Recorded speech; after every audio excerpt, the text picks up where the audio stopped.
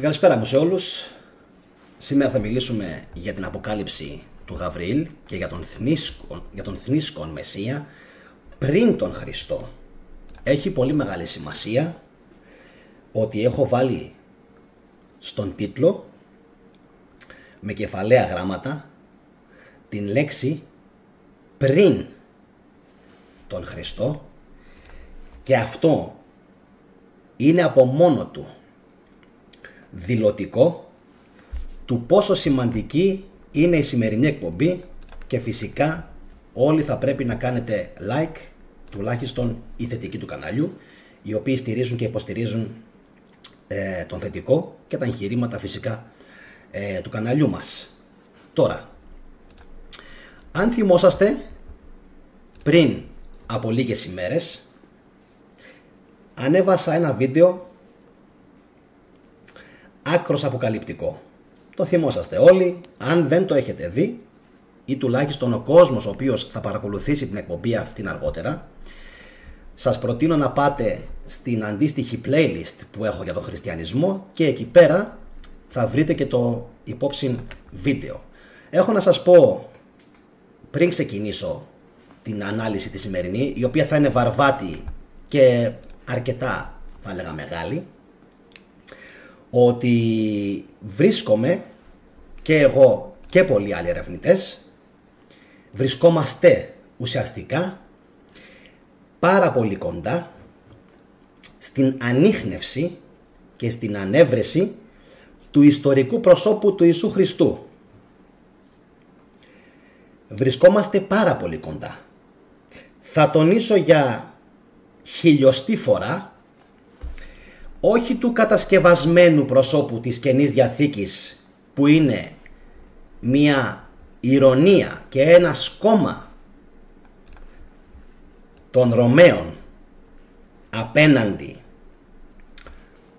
στους Ιουδαίους. Καμία σχέση. Αναφερόμαστε αυστηρά στο γνήσιο πρόσωπο, αυτό που έχουν εξαφανίσει από την αφήγηση. Και τώρα γεννιέται μια πάρα πολύ μεγάλη απορία. Είναι δυνατόν ένα πρόσωπο, προσέξτε τώρα τι θα σας πω, είναι δυνατόν ένα πρόσωπο το οποίο λατρεύεται από δισεκατομμύρια κόσμο στον πλανήτη, να μην υπάρχει μία σωστή ιστορική αναφορά στο πρόσωπό του? Και προσέξτε λίγο τι λέω, μία σωστή ιστορική αναφορά στο πρόσωπό του. Είναι δυνατόν? Είναι. Γιατί τον έχουν εξαφανίσει από την ιστορία. Θυμόσαστε επίσης που ανέβασα ένα βίντεο πριν λίγες ημέρες για το Ιράκ και τη Συρία, ότι μπήκανε η ISIS κατόπιν εντολής της Αμερικής και της Ρωσίας για να αφανίσουν αυτά τα ιστορικά ίχνη που υπήρχαν εκεί, και ο κόσμος απόρρισε με αυτή την εκπομπή. Πώς είναι δυνατόν να είσαι τόσο σίγουρος ότι στο Ιράκ και στη Συρία υπήρχαν τα ίχνη? Είμαι σίγουρος, 100% σίγουρος. Θα σας πω μονάχα ότι στην περιοχή της Συροπαλαιστίνης και του Ιράκ υπήρχαν περισσότεροι χριστιανοί μέχρι και την εποχή μας από ότι στο Ισραήλ.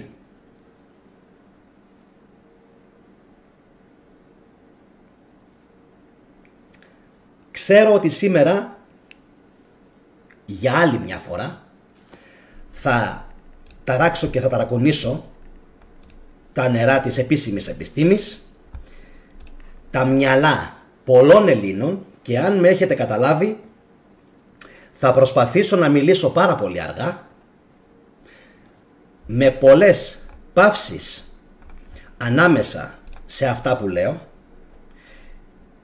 για να μπορεί ο κόσμος να τα κατανοήσει ακόμα καλύτερα και ευκολότερα. επειδή αυτά που σας λέω είναι πάρα πολύ δύσκολα στην κατανόηση, μέχρι και εγώ δυσκολεύομαι και δηλώνω μαθητής των βίντεο μου, μαθητής, όχι δάσκαλος, μαθητής μαζί με εσάς, μαθαίνω και εγώ, θα σας πω μονάχα ένα πράγμα. Η πρώτη εντύπωση που είχαμε ότι το ιστορικό πρόσωπο που αναφέρεται ως Ιησούς Χριστός πλέον είχε να κάνει με την αρχαία περιοχή της Συρίας, της Παλαιστίνης, του Ιράκ και της Αιγύπτου, είχαμε πέσει μέσα. Αν το θυμόσαστε το βίντεο μου, ο Ιησούς Χριστός ήταν μάγος από την Αίγυπτο. Mind you, που λένε και οι Αμερικάνοι. Αυτό το βίντεο, δεν θα το πιστέψετε, είχε κάνει τότε 92% like. Τότε που ο κόσμος δεν με ήξερε. Θα σας πω για να καταλάβετε ότι το βίντεο μου για την Ανάσταση έχει τώρα 60 κάτι %, γιατί φυσικά δεν αρέσει στους χριστιανούς αυτό το πράγμα. Σήμερα αυτό που θα μάθουμε και θα αφηγηθούμε τα ισοπεδώνει όλα. Είναι τόσο σημαντικό. Είναι όμως καλό να ισοπεδώνουμε τα πάντα? Όχι φυσικά. Δεν είναι καλό να ισοπεδώνουμε τα πάντα. Είναι όμως καλό να βγαίνει η αλήθεια στη φόρα. Συμφωνείτε μαζί μου? Αν συμφωνείτε, κάντε like. Αν συμφωνείτε μαζί μου, κάντε like. Είναι καλό να βγαίνει στη φόρα η αλήθεια ή είναι καλό να την κρύβουμε και να κοιμόμαστε όρθιοι και απλά να το παίζουμε ότι ξέρουμε την αλήθεια? Λοιπόν, πριν μπω στην βαθύτατη ανάλυση της σημερινής εκπομπής, να σας δείξω κιόλας τι αφορά, τι είναι η Αποκάλυψη του Γαβριήλ. Είναι αυτό εδώ. Μη βιάζεστε, θα το δούμε σε λιγάκι. Έχουμε να πούμε πάρα πολλά. Όσοι δεν έχετε δει τις προηγούμενες εκπομπές, κάντε τώρα like και εγγραφή και δείτε τις προηγούμενες εκπομπές για να καταλάβετε τη σημερινή. Αλλιώς πιστεύω ότι θα δυσκολευτείτε αρκετά. Λοιπόν, πάμε πάλι στον Αρχάγγελο Γαβριήλ. Ωραία. Πριν μπω λοιπόν στην ανάλυση, θα σας πω κάτι προσωπικό που μου έτυχε πριν λίγες ημέρες και μετά θα μπούμε και στον Ιώσυπο. Ανέβαινα με το αυτοκίνητό μου προς το χωριό μου. Το χωριό μου είναι στη Δράμα. Εντάξει. Στο Κατάφυτο. Περνώντας από το τελευταίο χωριό, πριν το δικό μου, το χωριό λέγεται Βαθύτοπο. Εκεί με χαιρέτησε ενός πολύ καλού μου φίλου ο θείος και εγώ πήγα στο σπίτι μου. Παρκάρω και έρχεται με φόρα και σταματάει δίπλα μου. Και του λέω τι έγινε? Κατεβαίνει από το αυτοκίνητο και τι κάνει? Με σφίγγει το χέρι πόσες φορές, με σφίγγει το χέρι, με παίρνει αγκαλιά και μου κάνει έτσι. Μέσωσες. Μέσωσες. Και να μου κάνει έτσι. Μέσωσες. Γιατί το λέει αυτό? Ξέρω ότι δεν έχω σώσει μόνο αυτόν. Έχω σώσει πάρα πολύ κόσμο από την φοβία που έχει επιβάλει ο χριστιανισμός. Θα έρθουμε και σε λιγάκι στη φοβία, πώς σχετίζεται με τους πλούσιους της κοινωνίας, με τους ματσό, και πώς μας θέλουν υπό. Κάντε εσείς like αν συμφωνείτε και σε αυτό μαζί μου, που πιστεύω ότι συμφωνείτε, ειδικά στο θέμα με τους πλούσιους. Λοιπόν, και με συγκίνησε πάρα πολύ. Μπορώ να πω. Έπαθα πλάκα. Λέω ναι, δυνατόν. Με πήρε με το αυτοκίνητο από το τελευταίο χωριό πριν φτάσω στο δικό μου, μόνο και μόνο για να μου δώσει συγχαρητήρια για τις εκπομπές που κάνω. Και πόσο κόσμο έχω αφυπνίσει. Αυτό είναι φοβερό, έτσι. Λοιπόν, τώρα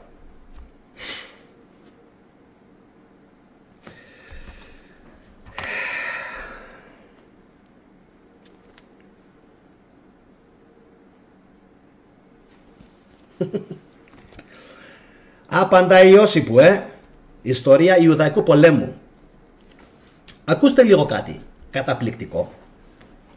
Ακούστε λίγο κάτι καταπληκτικό και τα συμπεράσματα θα είναι δικά σας. Εγώ θα σας κάνω μόνο την εξής ερώτηση. Πόσα ήταν τα ιουδαϊκά δόγματα την εποχή που έγραψε ο Ιώσιπος? Υπάρχει και δημοσκόπηση. Έχω βάλει σήμερα μια δημοσκόπηση. Πόσα ήταν τα ιουδαϊκά δόγματα την εποχή του Ιώσιπου? 1, 2, 3 ή 4. 1, 2, 3 ή 4. Τι πιστεύετε ότι ήταν? Πόσα μπορεί να ήταν? Ξέρω πλέον ότι με παρακολουθούν και πολλοί θεολόγοι και πολλοί της Εκκλησίας. Ξέρω ότι με παρακολουθούν πάρα πολλοί χριστιανοί.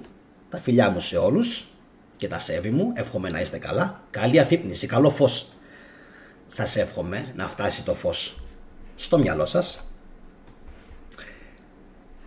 Πόσα ήταν τα δόγματα πριν μπούμε στο Gabriel Revelation και κάνουμε σήμερα την εις βάθος ανάλυση της πινακίδας που θα στείλει πολύ κόσμο σήμερα, είμαι σίγουρος. Λοιπόν, θα περιμένω να δω τα σχόλιά σας στο live chat και στη συνέχεια θα προχωρήσουμε με αυτό που σας είπα. Λοιπόν, είσαστε έτοιμοι? Δείτε λίγο τι συμβαίνει με τον Ιώσιπο και με τον Χριστό. Ο Ιώσιπος πλην της Καινής Διαθήκης, η οποία Καινή Διαθήκη, ακούστε, δεν μετράει σαν ιστορικό τεκμήριο. Ακούστε εδώ τώρα τι γίνεται. Να πάθετε το σοκ της ζωής σας. Η Καινή Διαθήκη, όποιον και να ρωτήσετε ακαδημαϊκό, δεν μετράει σαν ιστορικό τεκμήριο. Το ξέρατε αυτό? Δηλαδή αυτά που λέει, ξέρουν πάνω κάτω οι ιστορικοί ότι είναι όλα παραμύθια. Μάλιστα. Το ξέρουν λοιπόν. Το ξέρουν. Το ξέρουν οι ακαδημαϊκοί. Το ξέρουν. Το ξέρουν οι θεολόγοι. Το ξέρουν. Το ξέρουν οι πλούσιοι της κοινωνίας. Το ξέρουν. Τι κάνουν λοιπόν γι' αυτό οι πλούσιοι? Θα σας τα πω σε λιγάκι. Δευτέρα Σάββατο οι πλούσιοι, τα αφεντικά, πάνε στις δουλειές, κακοποιούν το προσωπικό τους και την Κυριακή τους βλέπεις πρώτη μούρη στην εκκλησία. Ξαφνικά θυμούνται ότι είναι χριστιανοί. Μάλιστα. Δευτέρα Σάββατο κακοποιούν το προσωπικό τους με φωνές, με ύβρις, με κοροϊδίες, με ειρωνίες, με ένα σωρό, και την Κυριακή ξαφνικά γίνονται χριστιανοί. Έτσι. Το έχουμε. Θα καταλάβετε αμέσως που το πάω. Θα καταλάβετε. Έξυπνοι είστε. Ποιοι παρακολουθούν αυτό το κανάλι, πιστεύετε? Τη θετική ντοπαμίνη. Οι φτωχοί. Άντε και λίγοι πλούσιοι. Μερικοί που να είναι μεσαία τάξη. Οι φτωχοί με παρακολουθούν. Οι φτωχοί με στηρίζουν. Οι φτωχοί γίνονται μέλη της θετικής ντοπαμίνης. Θα καταλάβετε που το πάω. Οι φτωχοί. Ποιοι άλλοι με στηρίζουν? Επειδή υπήρξα μετανάστης. Οι Έλληνες της Αυστραλίας, του Καναδά, της Γερμανίας, της Ευρώπης γενικά, έτσι, και της Αμερικής. Τι σας λέει αυτό? Δεν είναι παράξενο? Είναι. Οπότε ποιοι δεν με βλέπουν και ποιοι δεν με στηρίζουν σε αυτή τη χώρα, πιστεύετε? Πολύ σωστά. Los ricos. The rich. Οι πλούσιοι δεν με στηρίζουν. Οι πλούσιοι δεν μπαίνουν να δουν τα βίντεό μου. Γιατί? Γιατί δεν τους νοιάζει κατά βάθος. Έχουν χεσμένη τη θρησκεία. Έχουν χεσμένο το χριστιανισμό. Έχουν χεσμένη την ιδεολογία του να μοιράζεσαι με τους φτωχότερους. Οι φτωχοί λοιπόν με βλέπουν. Άντε βαριά και η μεσαία τάξη να με στηρίζει. Όλοι οι υπόλοιποι τίποτα. Αυτό για να σας γίνει ένα μάθημα, τους πλούσιους, γιατί κάποιοι έχουν γράψει κατά καιρούς διάφορα σχόλια, τα οποία τα έχω σβήσει όλα φυσικά στο κανάλι. Εγώ ξέρω πάρα πολύ καλά ποιοι με στηρίζουν και θα ήθελα να τους πω αυτή τη στιγμή ένα μεγάλο ευχαριστώ. Δεν έχετε χάσει, πιστεύω, καθόλου από τη στήριξή σας. Σας την έχω επιστρέψει στο 10πλάσιο. Σήμερα όμως θα σας την επιστρέψω στο 20πλάσιο τη στήριξή σας. Και θα σας αποδείξω για άλλη μια φορά, για ποιο λόγο ο κόσμος αγαπάει τον Γιάννη Καραγιαννίδη, τον θετικό, και για ποιο λόγο ο Γιάννης είναι ο άσος στο μανίκι που έχει η Ελλάδα, αλλά δεν το ξέρει. Καιρός να το μάθει. Ακούστε λοιπόν τώρα πόσο σε εισαγωγικά ευφυής είμαι και πόσο για ηλίθιους μας περνάνε οι πλούσιοι και οι θεολόγοι και όλοι αυτοί στην Ελλάδα που το παίζουνε ταγί και πας και τους φυλάς και το χέρι. Τους κάνεις πλουσιότερους μέρα με τη μέρα και πας και τους φυλάς και το χέρι. Έτσι. Εγώ θα τρεπόμουν προσωπικά. Ακούστε όμως τώρα ποιο είναι το απίστευτο. Τι συμβαίνει με αυτόν εδώ τον τύπο, με τον Ιώσιπο. Θα τα πω όσο πιο αργά μπορώ και νομίζω ότι όλοι θα πάθετε το κεφαλικό της ζωής σας. Αυτό δεν γίνεται, θα πείτε. Ακούστε. Τι ερώτηση έβαλα στη δημοσκόπηση σήμερα? Τι ρωτάω? Πόσα ιουδαϊκά δόγματα υπήρχαν την εποχή του Ιώσιπου που έγραψε το 70 με το 80 μετά Χριστόν? Το έχουμε. Η ψήφη είναι μόλις 77. Μπείτε λοιπόν και ψηφίστε. Ένα δόγμα, 2, 3 ή 4. Πριν σας αποκαλύψω αυτό που θέλω να σας πω, και είμαι σίγουρος ότι όσοι είναι διαβασμένοι ξέρουν πάρα πολύ καλά πού το πηγαίνω, θα συμφωνήσουν μαζί μου. 1, 2, 3, 4. Λοιπόν, ότι υπήρχε ένα δόγμα μέχρι στιγμής έχει ψηφίσει το 21%. Ότι υπήρχαν δύο δόγματα έχει ψηφίσει μέχρι στιγμής το 19%. Ότι υπήρχαν 3 δόγματα έχει ψηφίσει το 22%. Και ότι υπήρχαν 4 δόγματα έχει ψηφίσει το 38%. Για να δούμε λοιπόν, σύμφωνα με τον Ιώσιπο, πόσα υπήρχαν. Πριν το αναφέρω, θα σας προκαλέσω σήμερα ακόμα ένα κεφαλικό, το οποίο πιστεύω ότι αρκετοί από εσάς δεν το περιμένετε να το ακούσετε. Θα το ακούσετε λοιπόν όμως. Ο χριστιανισμός που έχουμε σήμερα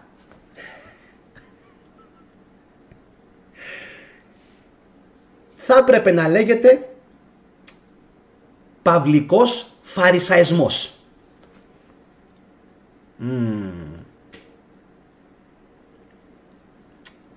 Γιατί? Αυτό είναι πρόβλημα. Αν θυμόσαστε, αυτό εδώ το μαϊμούνι, ο Ιώσιπος, ο οποίος άλλαξε πλευρά και πήγε με τους Ρωμαίους στη διάρκεια της εξέγερσης και της επανάστασης της Ιουδαίας, αυτό εδώ το μαϊμούνι, θα τα πω όλα σήμερα, όλα, πήγε με την πλευρά των Ρωμαίων. Το θυμόσαστε αυτό? Ωραία. Αυτό ήταν Φαρισαίος. Σας υποσχέθηκα, γι' αυτό κάντε εγγραφή, ότι στα επόμενα επεισόδια θα σας αποδείξω ότι ο Ιώσιπος είναι ένα και το αυτό πρόσωπο με τον Απόστολο Παύλο. Κοιτάξτε, Ιώσιπος και Παύλος είναι ένα και το αυτό πρόσωπο, σμίγουν.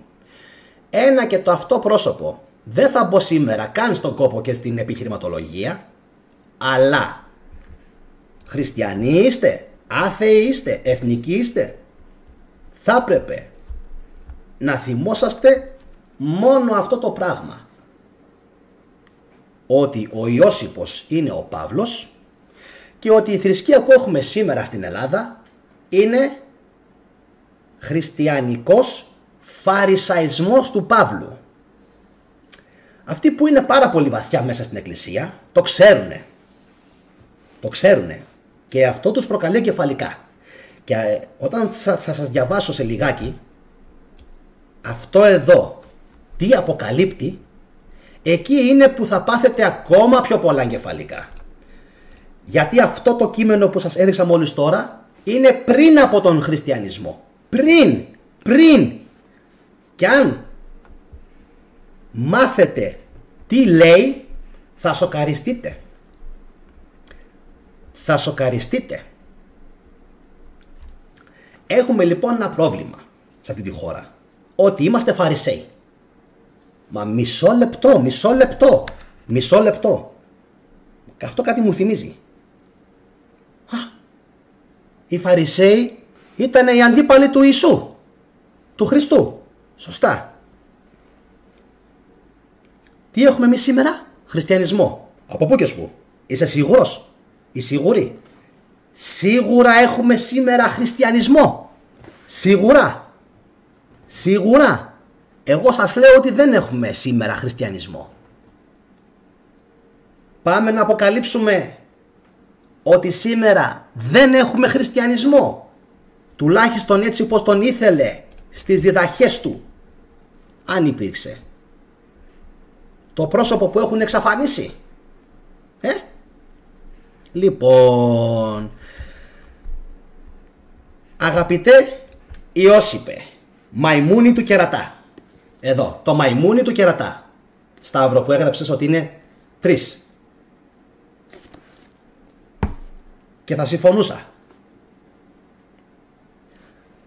Αυτό λοιπόν εδώ το μαϊμούνι, γιατί πρόκειται για μαϊμούνι,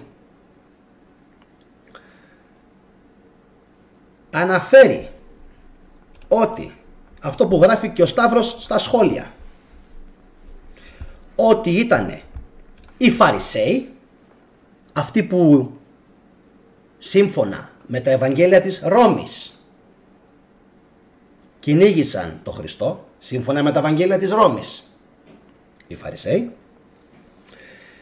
Υπήρχαν οι Σαδουκαίοι, του Σάδοκ, τους οποίους τους λες αρχαίους Έλληνες επικούριους. Το έχουμε. Είχαν επηρεαστεί σε μεγάλο βαθμό οι Σαδουκαίοι από τους αρχαίους Έλληνες. Και το δόγμα, αν μπορούμε να το πούμε δόγμα, τη φιλοσοφία του Επικουρίου. Και υπήρχαν, λέει ο Ιώσιπος, τα εγκεφαλικά για μετά, και οι Εσέοι, οι Πυθαγόροι του Ισραήλ. Οι Πυθαγόροι του Ισραήλ. Μάλιστα. Πολύ ωραία. 1, 2, 3. 1, 2, 3.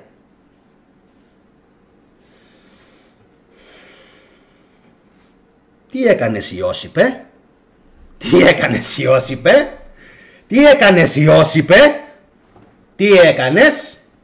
Έκανες μεγάλη μαλακία Ιώσιπε. Γιατί έτσι σου είπα να κάνεις τα φτεράκια σου της Ρώμης. Γιατί δεν μπορούσες να αποκαλύψεις ότι υπήρχε τέταρτο κίνημα. Μάλιστα, τέταρτο. Το γράφουν όλοι. Το γράφει και η Γεωργία, το γράφει και ο Τόνι Μπαλάμος στα σχόλια. 4 είναι. 4. Είναι και το κίνημα των Ναζωραίων Ναζαρινών. Όπα. Παιδιά, συγγνώμη, όσοι δεν είστε ενταγμένοι, μπασμένοι στο πράγμα, πρέπει να δείτε την εκπομπή ξανά. Τα έχω πει πολλές φορές. Και πάρα πολλοί κόσμος μου γράφει, είμαι ήδη στην 3η φορά που βλέπω την τάδε εκπομπή. Το καταλαβαίνω απόλυτα. 4 ήτανε. Γιατί αυτός αναφέρει 3? Μα είναι πάρα πολύ απλό. Γιατί αυτός εδώ, αυτή η μαϊμού ο Ιώσιπος, είναι μαζί με τους Ρωμαίους και δημιουργεί έναν άλλο Μεσσία από τον Μεσσία των Ναζαρινών. Άλλον Μεσσία. Τι κάνει, λέει? Δημιουργεί έναν άλλο Μεσσία. Τον Μεσσία που διαβάζετε εσείς σήμερα όλοι στα Ευαγγέλια. Μάλιστα. Πείτε μου λοιπόν κάτι τώρα. Και θα κάνω και άλλη ερώτηση μετά. Πείτε μου λοιπόν κάτι, φίλοι μου χριστιανοί. Εδώ ο μάγκας ο Ιώσιπος λέει ότι εκείνη την εποχή, το 70, είχαν υπάρξει μόνο 3. Γεωργία, Σταύρο και οι λοιποί φίλοι. Ακούστε λίγο, κρατηθείτε. Τι έγινε, τι έπαθε ο Ιώσιπος, τι έπαθε. Ξέχασε να αναφέρει ότι το 30 είχε σταυρωθεί και είχε αναστηθεί ο Χριστός. Τι έπαθε, εγκεφαλικό έπαθε. Υποτίθεται. Τι έγινε Ιώσιπε? Έλα θετικέ, μη φωνάζεις. Έλα τώρα. Τι έγινε Ιώσιπε? Για πες μας λοιπόν.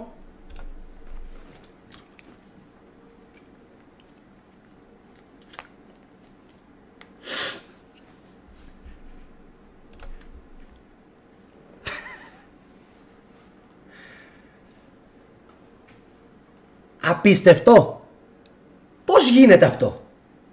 Υποτίθεται το 30 είχε πεθάνει ο Χριστός. Το 37 ήρθε ο Παύλος. Έλεγε για τον Χριστό. Το κίνημα μεγαλώνει. Το κίνημα εξαπλώνεται. Το κίνημα φτάνει στην Ελλάδα. Και αυτό εδώ το παπάρι δεν αναφέρει τίποτα για τον χριστιανισμό. Γιατί ξαφνικά δεν ξέρει τίποτα για τον χριστιανισμό ο Ιώσιπος?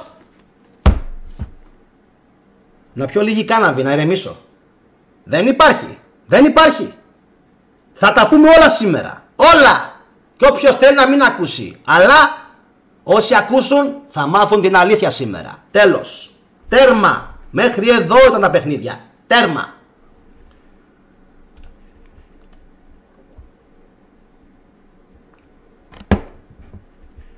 Λοιπόν.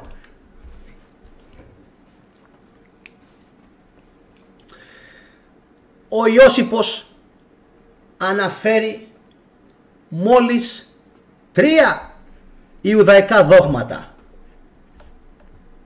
Το έχουμε. Των Εσέων, των Φαρισαίων και των Σαδουκαίων. Αλήθεια, σε ποιο δόγμα είναι και ο χριστιανισμός από όλα αυτά? Να κάνω και μια ωραία ερώτηση. Σίγουρα δεν είναι Εσέοι οι χριστιανοί. Μόνο σε κάτι μοναστήρια είναι και κάτι ασκητές. Σίγουρα δεν είναι Σαδουκαίοι, γιατί συχαίνονται τον Επικούριο. Τι μένει? Μάλιστα. Πολύ ωραία. Να κάνετε όλοι like και κοινοποίηση, παιδιά.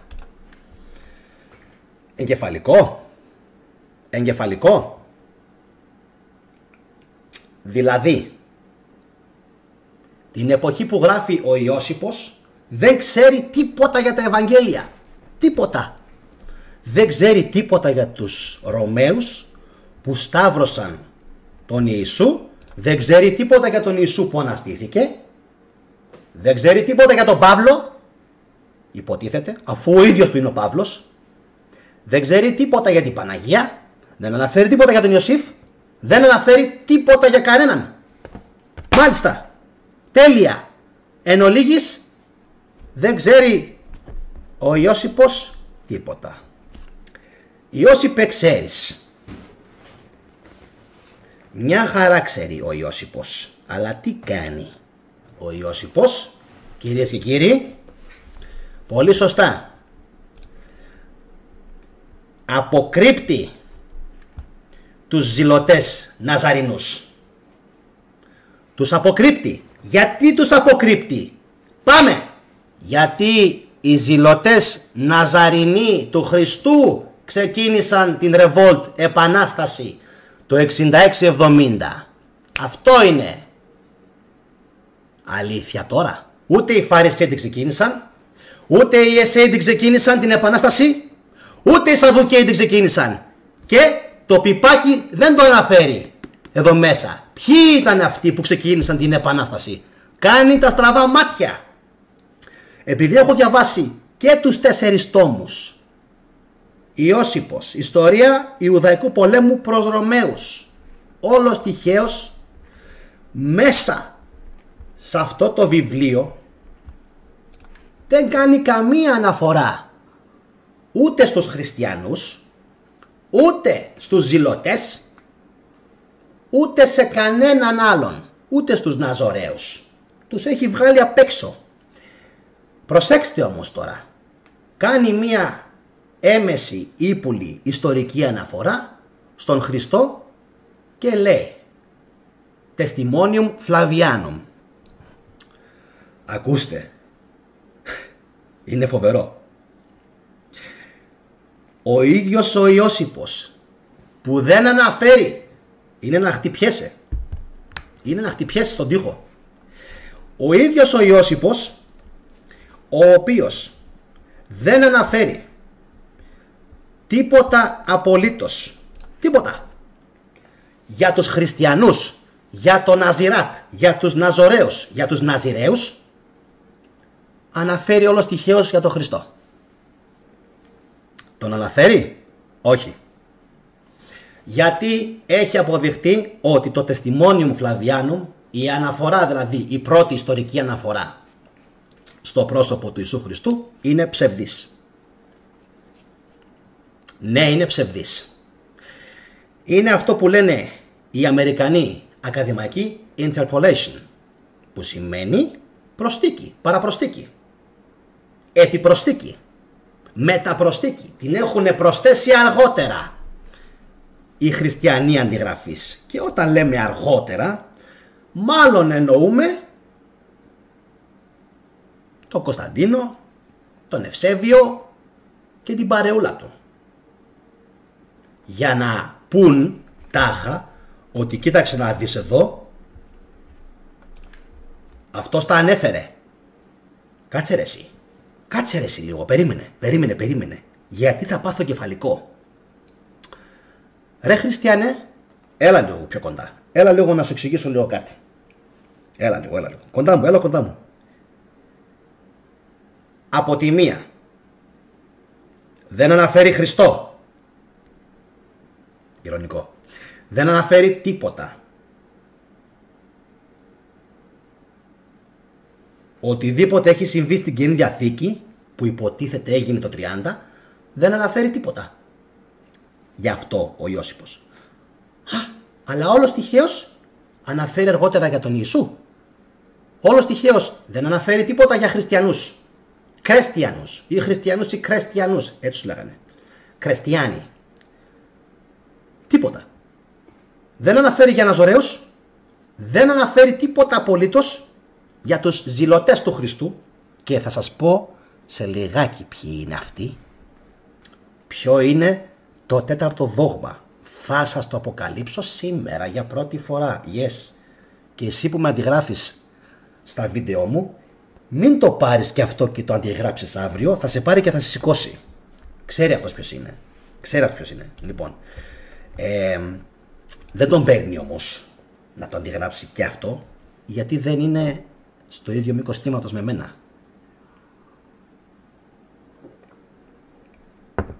Πολύ ωραία. Αποδείξαμε λοιπόν ότι ο Ιώσιπος για κάποιο λόγο παραλείπει να μας αναφέρει οτιδήποτε. Οτιδήποτε για τον χριστιανισμό. Γεγονός που από μόνο του δείχνει ότι είναι βαλτός της Ρώμης. Τώρα, πολύ ωραία. Ιησούς Χριστός νικά και όλα τα κακά σκορπά. Ωραία. Ποιος είναι? Ποιος μπορεί να είναι? Κάνει νιάου στα κεραμίδια κάνει. Αφού αποδείξαμε ότι έχουν στείλει όλα τα γεγονότα της Επαναστάσεως της Ιουδαίας 35 και 40 χρόνια πίσω, από το 66-70 στο 29-33, το έχουμε αποδείξει αυτό, έτσι. Λοιπόν, μένει ένα πάρα πολύ απλό ερώτημα και ένα ζήτημα βασικά. Μήπως αυτός τελικά, ο Χριστός, όποιος και να ήταν, έδρασε εκεί ανάμεσα στο 66-70? Μάλιστα. Γιατί να έδρασε εκεί μέσα?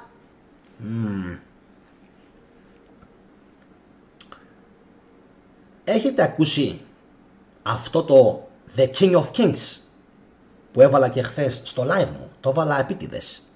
Έκανα ένα ωραίο live χθες το βράδυ για τα παιδιά του καναλιού. The King of Kings. Θα γινότανε ο Χριστός, όχι των ουρανών. Όχι των ουρανών. Επί της γης. Αν κέρδιζε τον πόλεμο. Ποιο πόλεμο? Ποιον πόλεμο θα κέρδιζε? Αφού λοιπόν τα γεγονότα που διαβάζουμε στην Καινή Διαθήκη δεν συμβαίνουν το 2933, αλλά συμβαίνουν το 6670, καταλαβαίνουμε ότι υπήρχε ένα μεγάλο πρόβλημα για την Ρώμη και ήταν η εξέγερση των Ιουδαίων. Ναι, αλλά για να κάτσεις να δημιουργήσεις ολόκληρη θρησκεία, και έρχομαι σε λίγο στην πινακίδα του Γαβρίλ, πάει να πει ότι πρέπει να πέρασεις πολύ μεγάλο ζόρι. Τίτε, ο Τίτος. Γιατί αν θυμόσαστε καλά, είχαν εκείνη τη χρονιά των 4, λέει, αυτοκρατόρων. Τη θυμόσαστε αυτή τη χρονιά με τους 4 αυτοκράτορες? Ήταν ο Νέρον, μετά ήταν ένας άλλος, έγινε ό,τι έγινε και τελικά επικράτησε ο Βεσπασιανός. Το θυμόσαστε αυτό?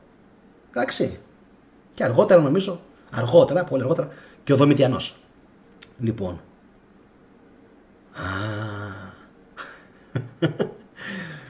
Μήπως και εδώ ο Ιώσιπος έκανε μπινιά?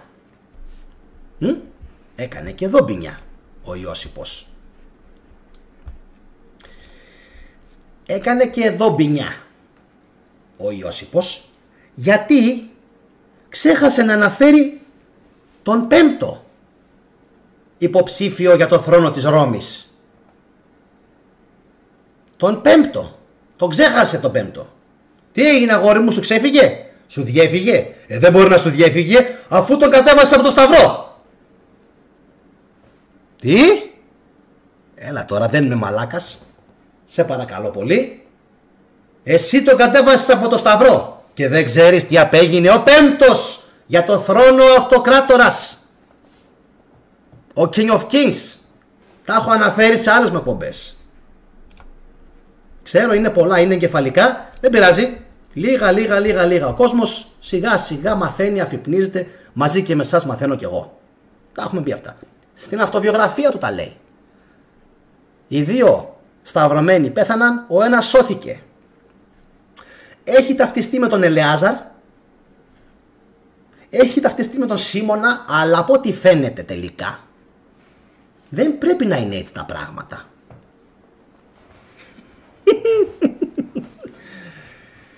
Και σε αυτό έφυγε η κάμερα, με έκανε blur. Λοιπόν, και σε αυτό, να είμαι πάλι, και σε αυτό που σας λέω τώρα θα ακολουθήσει σχετική επιχειρηματολογία στο μέλλον. Εντάξει, στο μέλλον κάντε εγγραφή σχετικά με όλα αυτά που σας λέω. Σύρο-Παλαιστίνη, Φινίκη, Αίγυπτος, ένα βασίλειο που το έχουν καταστρέψει και το έχουν εξαφανίσει. Ποιο είναι, γιατί το έχουν εξαφανίσει? Κάτσε πριν. Έχουν εξαφανίσει έναν μεγάλο βασιλιά, τον Ιησού. Έχουν εξαφανίσει ένα μεγάλο βασίλειο. Δεν το λέω ποιο. Έχουν εξαφανίσει το 4ο κίνημα των Ναζωραίων. Ξέρουμε αυτό το κίνημα, Γεωργία, Σταύρο και λοιποί φίλοι του καναλιού, τι ήτανε?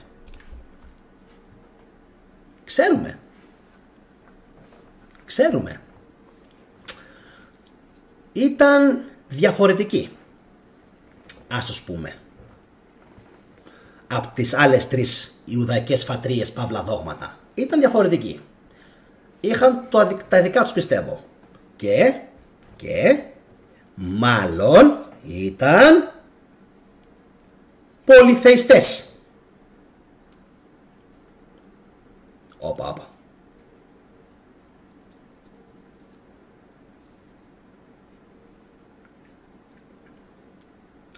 Τι ήταν?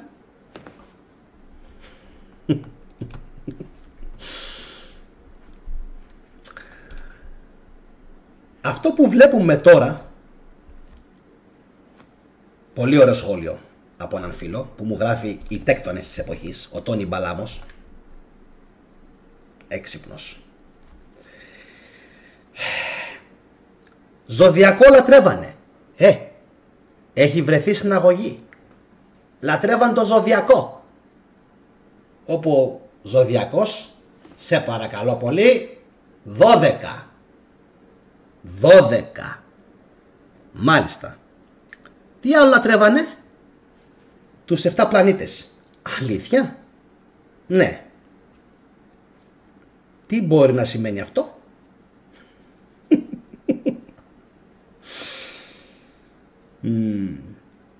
Αυτοί είναι πιο Έλληνες και από εμάς δηλαδή. Είναι αζωραίοι. Τι συμβαίνει εδώ? Είναι απίστευτο. Και αυτά έχουν βρεθεί. Σε συναγωγές της Γαλιλαίας έχουν βρεθεί αυτά. Σε συναγωγές της Γαλιλαίας έχουν βρεθεί αυτά. Κόσμε ξύπνα, χριστιανέ ξύπνα. Τα 12 ζώδια έχουν βρεθεί σε συναγωγές της Γαλιλαίας. Και οι αστερισμοί. Και υπάρχουν κι άλλα, τα οποία είναι πιο φευγάτα, πιο τεκτονικά. Γι' αυτό και αργότερα φυσικά και δεν ήταν Μαραγκός.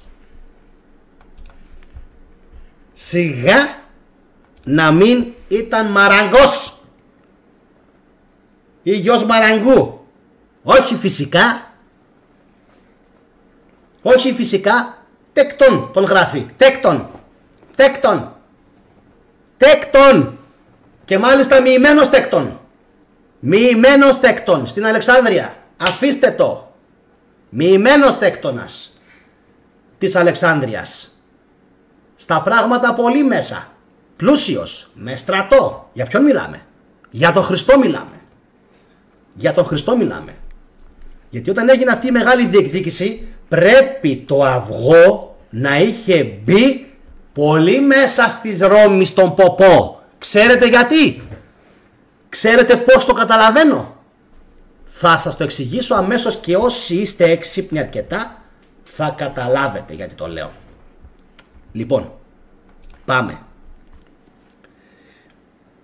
Χρειάστηκε να δημιουργήσουν μια ολόκληρη ψευτοθρησκεία εις βάρος των θρησκειών της Ιουδαίας. Είπαμε ότι είχαν 4.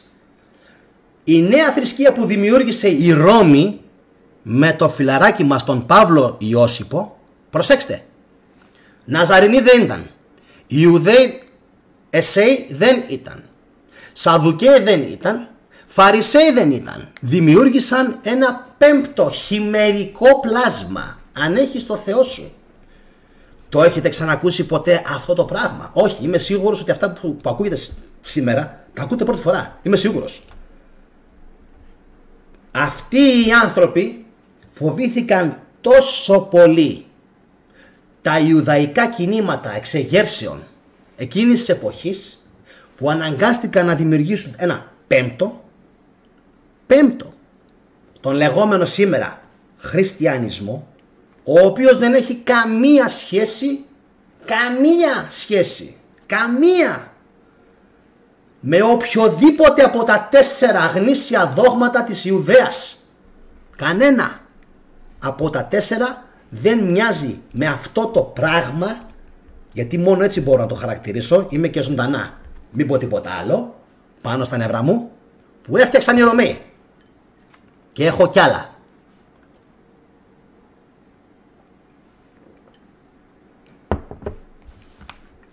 Τρομερό. Για ποιο λόγο το έφτιαξαν? Με ρωτάνε μερικοί. Και μου το έχουν ξαναρωτήσει και μου το έχουν ξαναρωτήσει και μου το έχουν ξαναρωτήσει. Φίλε μου και φίλοι μου, το έχω πει γιατί το έφτιαξαν. Έλεγχος και λεφτά. Τι δεν καταλαβαίνεις? Τι δεν καταλαβαίνεις? Έλεγχος και λεφτά. Ποιοι είχαν τα φέουδα στο Μεσαίωνα στην Ελλάδα? Εσύ τα έχεις και ο μπαμπάς σου. Αυτοί τα είχανε. Και στο Βυζάντιο ακόμα. Λοιπόν, πάμε όμως τώρα να δούμε. Φτάσαμε μετά από 45 λεπτά. Τρομερό. Φτάσαμε στην αποκάλυψη του Γαβριήλ. Γαβριήλ, θα μας κάνεις λοιπόν σήμερα τη χάρη να ανοίξεις Και άλλο. Τα μάτια του κόσμου. Ναι, θα σας κάνω τη χάρη, απάντησε ο Γαβριήλ. Λοιπόν, το Γαβριήλ είναι... Πάμε λίγο στην αποκάλυψη του Γαβριήλ. The Gabriel Revelation. Αυτό εδώ. Λοιπόν, ακούστε τώρα παιδιά τι γίνεται. Είμαι σίγουρος ότι δεν έχει πάρει γραμμή στην Ελλάδα κανένας. Κανένας όμως αυτό εδώ το κειμενάκι. Εγώ πού να πάω, να πάω εδώ. Μια χαρά δεν είμαι εδώ. Λοιπόν, είμαι σίγουρος δεν έχει πάρει κανένας στην Ελλάδα γραμμή αυτό εδώ το κειμενάκι. Και ο λόγος που δεν το έχει πάρει γραμμή κανένας, ξέρετε ποιος είναι?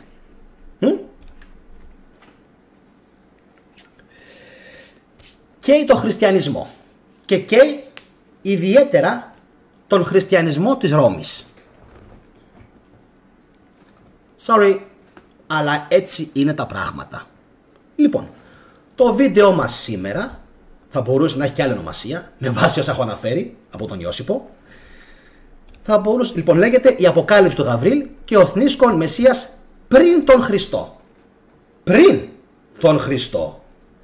Θα μπορούσα επίσης να προσθέσω πριν τον Χριστό της Ρώμης. Της Ρώμης. Λοιπόν, τι αναφέρει? Καταρχάς είναι στα αραμαϊκά. Ωραία. Πρέπει πρώτα να πούμε από ποια εποχή είναι. Από ποια εποχή είναι? Κάποιοι λένε είναι λίγο μετά την καταστροφή των Ιεροσολύμων από τον Τίτο. Όπου και κολλάει μεσιανικά με τον Σίμωνα. Ωραία, το αναφέραμε και στην προηγούμενη εκπομπή. Οι περισσότεροι όμως Ισραηλινοί, γιατί στο προηγούμενο βίντεο συμβουλεύτηκα National Geographic ιστορικούς, αν καταλαβαίνετε. Λοιπόν, έκατσα και ασχολήθηκα με αυτό εδώ το κειμενάκι, το οποίο όπως σας ανέφερα και στην αρχή του βίντεο, και η ολοζώντανο το οικοδόμημα του χριστιανισμού, το κατακαίει όλο. Δεν αφήνει ίχνος. Ίχνος. Σταγόνα. Θα σας πω σε λιγάκι γιατί. Κάντε λίγη υπομονή. Δεν μπορώ να πιστέψω πως αυτές οι πληροφορίες δεν βγαίνουν προς τα έξω. Είναι απίστευτο. Πώς? Είδατε εσείς κάτι να παίξει μήπως στην ΕΡΤ γι' αυτό εδώ? Όχι. Μετά σε λέει ο άλλος, γιατί να βλέπουμε YouTube? Έκατσα και ασχολήθηκα λοιπόν με την μετάφραση από τα Ισραηλινά στα αγγλικά. Και λέει κάτι καταπληκτικό. Καταρχάς η χρονολόγηση. Μας ενδιαφέρει πώς το έχουν εντάξει πλέον οι Ισραηλινοί αρχαιολόγοι και ιστορικοί. Ωραία. Τι λένε? Πριν την γέννηση του Χριστού. Πόσο πριν? Πόσο πριν? Κάποιοι κάνουν λόγο από το 100 π.Χ. Και είναι πάρα πολύ σημαντικό αυτό. Μέχρι τα πρώτα χρόνια του πρώτου αιώνα. Δηλαδή από το 0 βάλε μέχρι το 20. Εγώ σου λέω. Βάλε μέχρι το 30.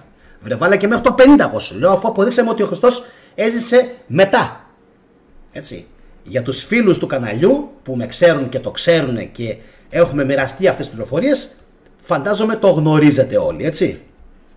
Λοιπόν, από το 100 π.Χ. μέχρι αρχές του πρώτου αιώνα είναι αυτό. Και τι το κάνει πιστεύετε τόσο σημαντικό αυτό εδώ το κειμενάκι? Ξέρετε?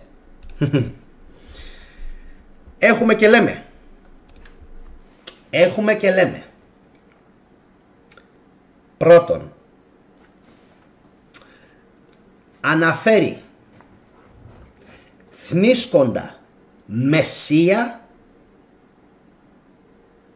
που πεθαίνει για το Ισραήλ και ανασταίνεται μετά από 3 ημέρες.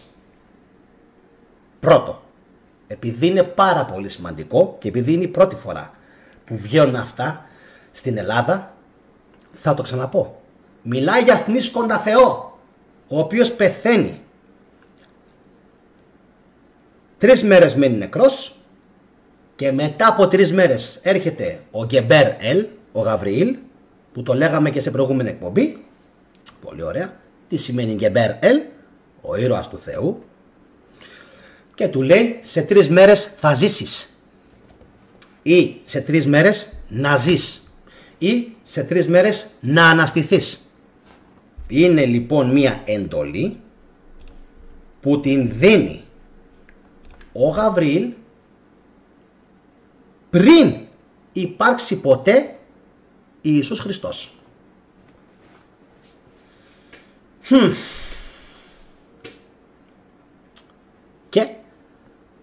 Και εδώ είναι ξεκάθαρο. Μιλάμε για μεσιανικό κίνημα, αδερφάκι, ξαδερφάκι των Αζωραίων.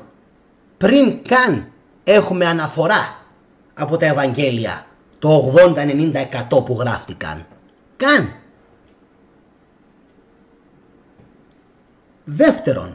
Δεύτερον, γιατί κάποιοι λένε δεν υπάρχει κάτι άλλο στην Παλαιά Διαθήκη που να μας πηγαίνει προς τον θάνατο και την Ανάσταση. Είσαι σίγουρος? Πόσες μέρες έμεινε ο προφήτης Ιωνάς μέσα στο κήτος? Τον τρώει το κήτος. Κοιτάξτε, τον καταπίνει το κήτος. Το έχουμε? Ωραία. Τι είναι αυτό? Η σταύρωση. Πόσες μέρες μένει μέσα στην κοιλιά του κήτους? 3. Παρασκευή, Σάββατο, Κυριακή. Μετά από 3 μέρες τον ξερνάει το κήτος. Τέλεια. Ακριβώς το ίδιο πράγμα είναι λοιπόν και η ιστοριούλα που έχουν κατασκευάσει οι Ρωμαίοι με τον Ιησού. Αργότερα. Εδώ όμως τώρα έχουμε κάτι ακόμα, το οποίο θα σας στείλει αδιάβαστος. Το κείμενο αυτό κάνει λόγο, ακούστε τώρα, για έναν άλλον Μεσσία πριν το Χριστό. Πριν.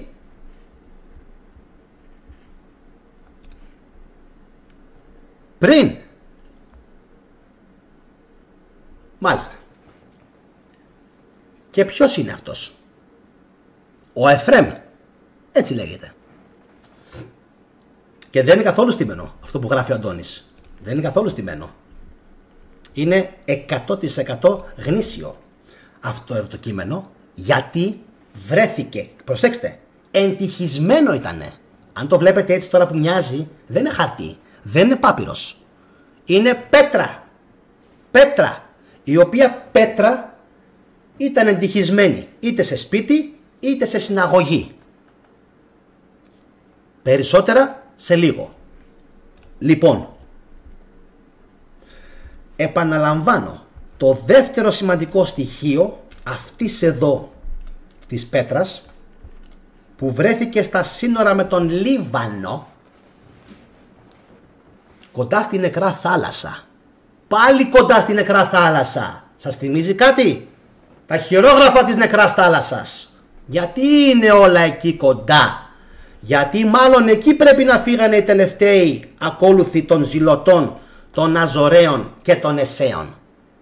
Στην Νεκρά Θάλασσα πρέπει να φύγανε. Όταν έπεσε η Ιερουσαλήμ το 70, οι Εσέοι και οι Ζηλωτές, μάλλον οι τελευταίοι από αυτούς, διαφύγανε εκεί.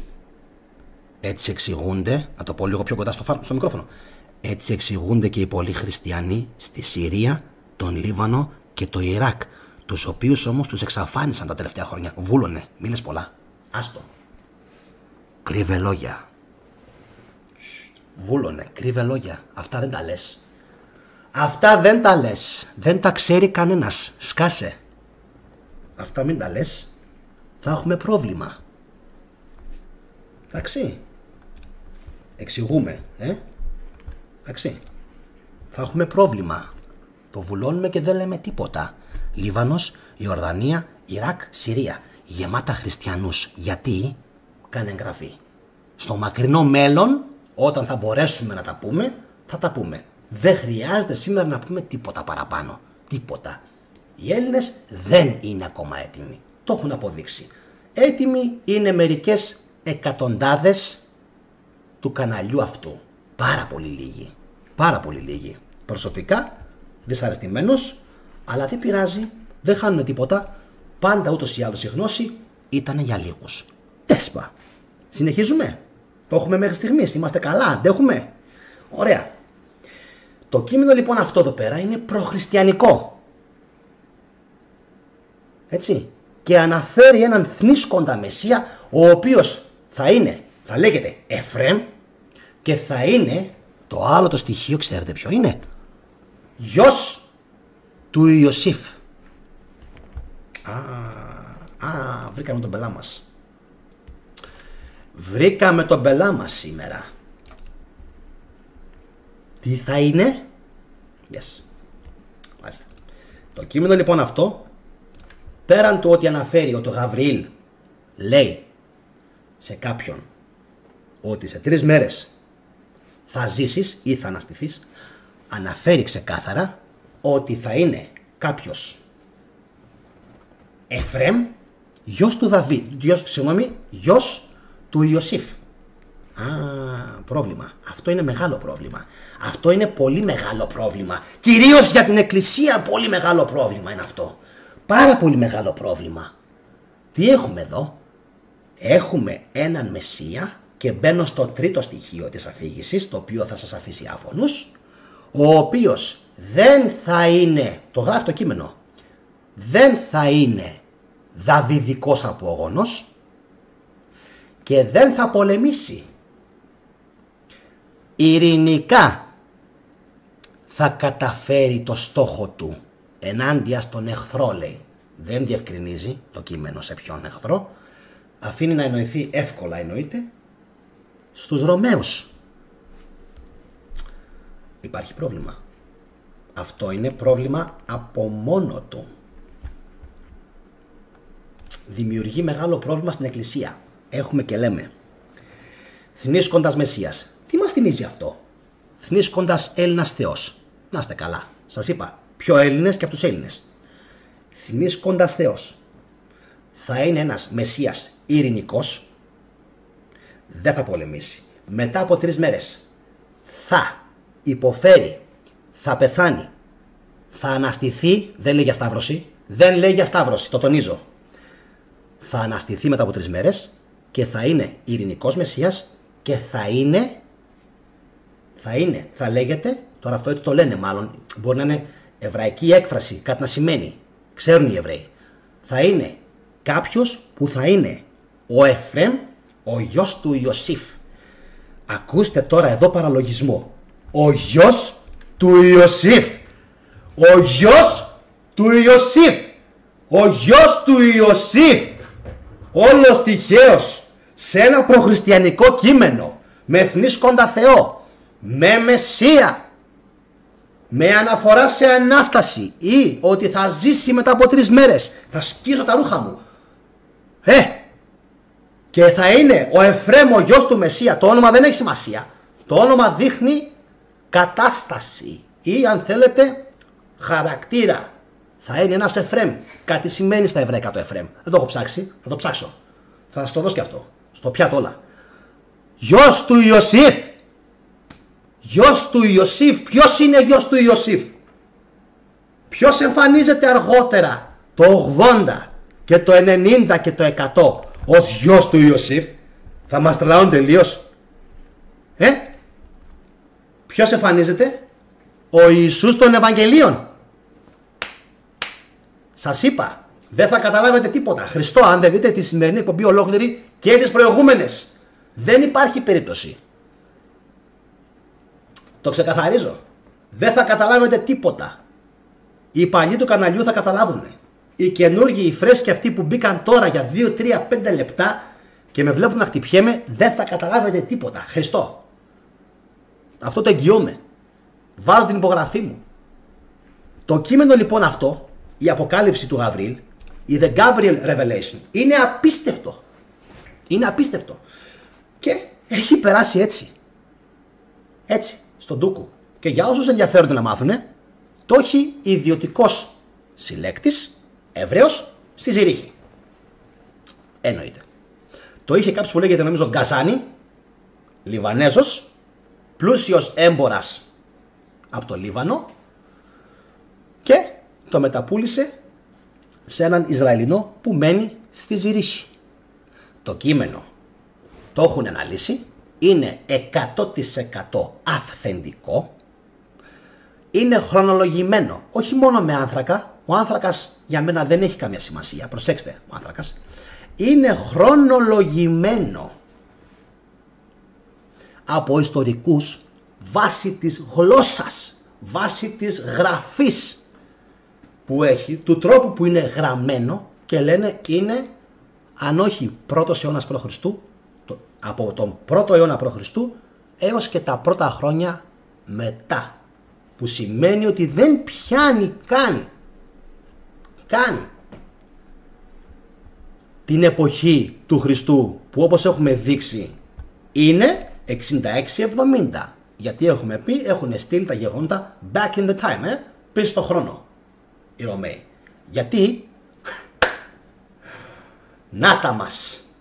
Μία πάρα πολύ ωραία ερώτηση που μου την έκαναν πάρα πολλοί φίλοι του καναλιού. Για ποιο λόγο ένας φίλος έγραψε Εφραίμ σημαίνει καρποφόρος στα εβραϊκά. Να είσαι καλά για το σχόλιο σου. Μου το έγραψε ο Άγγελος Αντίπας. Εφραίμ σημαίνει καρποφόρος στα εβραϊκά. Ωραίος. Ευχαριστώ πολύ. Λοιπόν, να ξέρετε, πολλές φορές που κάνουμε το χέρι έτσι είναι επειδή το τσακ που ακούτε ανοίγω το live chat σας και παρακολουθώ αυτά που μου γράφετε. Έτσι. Ωραία. Έχουμε και λέμε. Κατάφεραν οι Ισραηλινοί αρχαιολόγοι, οι Ισραηλινοί, οι κακοί σύμφωνα με την Εκκλησία, οι κακοί. Λοιπόν, πώς τα ξέρουμε όλα αυτά, αυτά όλα για τον Εφραίμ, ότι δεν θα είναι από την Δαβιδική γενιά, που είναι μια πολεμική γενιά, αλλά θα είναι από άλλη γενιά. Το ξέρουμε. Το ξέρουμε. Από πού? Από το Ταλμούδ. Ανέφερες αυτή τη λέξη.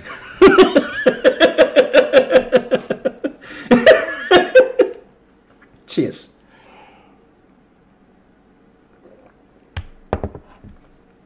Δώσε πόνο θετικέ. Δώσε πόνο θετικέ σε όποιον θέλει να μάθει την αλήθεια. Το ξέρουμε λοιπόν. Το ξέρουμε. Γιατί το αναφέρει και το Ταλμούδ. Εκτός λοιπόν από αυτή την επιγραφή, το αναφέρει και το Ταλμούδ. Ότι τι? Κάποια στιγμή, γι' αυτό η Εκκλησία δεν θέλει φυσικά να μάθεις τίποτα. Και όσες φορές έχει μεταφραστεί το Ταλμούδ, έχει μεταφραστεί από Ταλιμπάν. Οι οποίοι Ταλιμπάν δεν αναφέρουν αυτά που όντως γράφει το Ταλμούδ. Γιατί τους χαλάει το Μεσσία. Και ποιοι είναι αυτοί που καταπολεμάνε το Ταλμούδ, πιστεύετε? Κοίτα να δεις ποιοι είναι αυτοί. Ρούτσκι, οι Ρώσοι. Γιατί οι Ρώσοι θέλουν τον πανσλαβισμό. Μπορεί τώρα να χαλάσει το όνειρο της μεγάλης Ρωσίας και να αποκαλύψεις πράγματα στο Ιράκ και στη Συρία και στο Λίβανο που καίνε το χριστιανισμό? Δεν μπορείς. Απαγορεύεται. Γιατί εμείς πιστεύαμε, λένε τώρα οι Ευαγγελιστές της Αμερικής και οι Ρώσοι της Ρωσίας, εμείς πιστεύαμε ότι ήμασταν ασφαλείς. Τόσες σταυροφορίες είχαν γίνει. Πιστεύαμε ότι είχαμε καταστρέψει τα πάντα στην Ιερουσαλήμ. Ναι μαλάκα. Κατέστρεψες τα πάντα όντως στην Ιερουσαλήμ. Όντως. Και στην Παλαιστίνη. Και πήγες και έχτισες σιωνιστικό κράτος. Όχι οι Ισραηλινοί, οι Ιουδαίοι. Στη θρησκεία. Οι σιωνιστές της Αμερικής. Πήγες και μούστησες εκεί κράτος για να εξαφανίσεις όλα τα ίχνη. Γιατί μαλάκα νόμιζες ότι εκεί ήταν ο Χριστός. Έφαγες όμως τη λούτσα. Δεν ήταν εκεί ο Χριστός. Πάρ' τα παπάρια μου τώρα. Δεν ήταν εκεί το βασίλειό του. Έκατσες καλά τώρα εδώ πάνω. Σ' άρεσε. Έφτιαξες ένα ολόκληρο κολοκράτης εκεί πέρα, που τώρα εκμηδενίζει και γενοκτονεί τους Παλαιστίνιους, γιατί νόμιζες ότι οι αρχαιολογικές αναφορές θα ήταν εκεί. Δεν ήταν εκεί όμως. Πόσο μ' αρέσει όταν κάνω αυτές τις εκπομπές. Πόσο μ' αρέσει όταν κάνω αυτές τις εκπομπές. Δεν μπορείτε να φανταστείτε πώς νιώθω μετά. Δεν μπορείτε να φανταστείτε πώς αισθάνομαι. Αυτοί λοιπόν οι άνθρωποι που πιστεύανε ότι πιάσανε τον από τα κάκαλα, την πάτησαν άσχημα. Ξέρετε γιατί? Γιατί πήγανε στην Ιερουσαλήμ οι σιωνιστές. Επαναλαμβάνω, όχι οι Εβραίοι, οι σιωνιστές της Αμερικής. Και έστειλαν ένα σωρό αρχαιολόγους να κάνουν ανασκαφές και ανασκαφές και ανασκαφές. Και όσο και να ψάχνεις μαλάκα, δεν θα βρεις ποτέ τη Ναζαρέτ. Τούβλο, τούβλο. Γιατί η Ναζαρέτ δεν ήταν εκεί.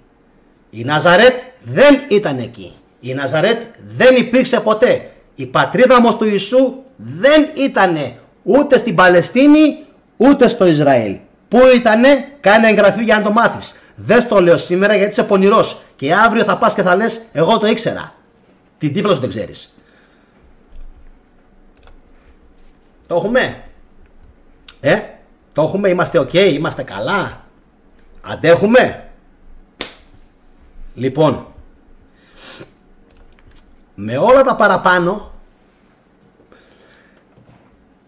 αρχίζει και... όχι αρχίζει, τελειώνει. Όσοι με έχετε παρακολουθήσει τα προηγούμενα 4 χρόνια, ξέρετε τι έρευνα έχω ρίξει, ξέρετε τι έχω αποκαλύψει, ξέρετε τι έχω κάνει. Το ξέρετε. Θυμόσαστε, γιατί αυτό τώρα εδώ πέρα είναι μια επιγραφή. Θυμόσαστε όμως και μια άλλη επιγραφή που βρέθηκε στην Αλεξάνδρεια, που έλεγε δια Χριστού ο γόηστες, γιατί εγώ δεν ξεχνάω. Δια Χριστού ο μάγος δηλαδή. Ο μάγος, ο γητευτής, ο σαγηνευτής. Δια Χριστού ο γόηστες. Και αυτό είχε προκαλέσει σάλο όταν βγήκε. Διότι τι δουλειά είχε ο Χριστός στην Αλεξάνδρεια?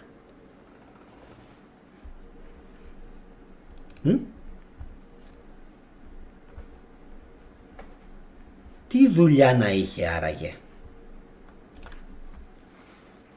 Στην Αλεξάνδρεια ο Ιησούς. Θα σας το πω και αυτό. Θυμόσαστε που αυτό εδώ το μαϊμούνι, γιατί λέει και καλά πράγματα μέσα, γιατί πρέπει να τα πει. Έχει αλλάξει όμως τα ονόματα, όπως έχουν αλλάξει και τα ονόματα οι Εβραίοι στην Παλαιά Διαθήκη. Τι κάνανε, ξέρετε τι κάνανε? Κρατηθείτε λιγάκι.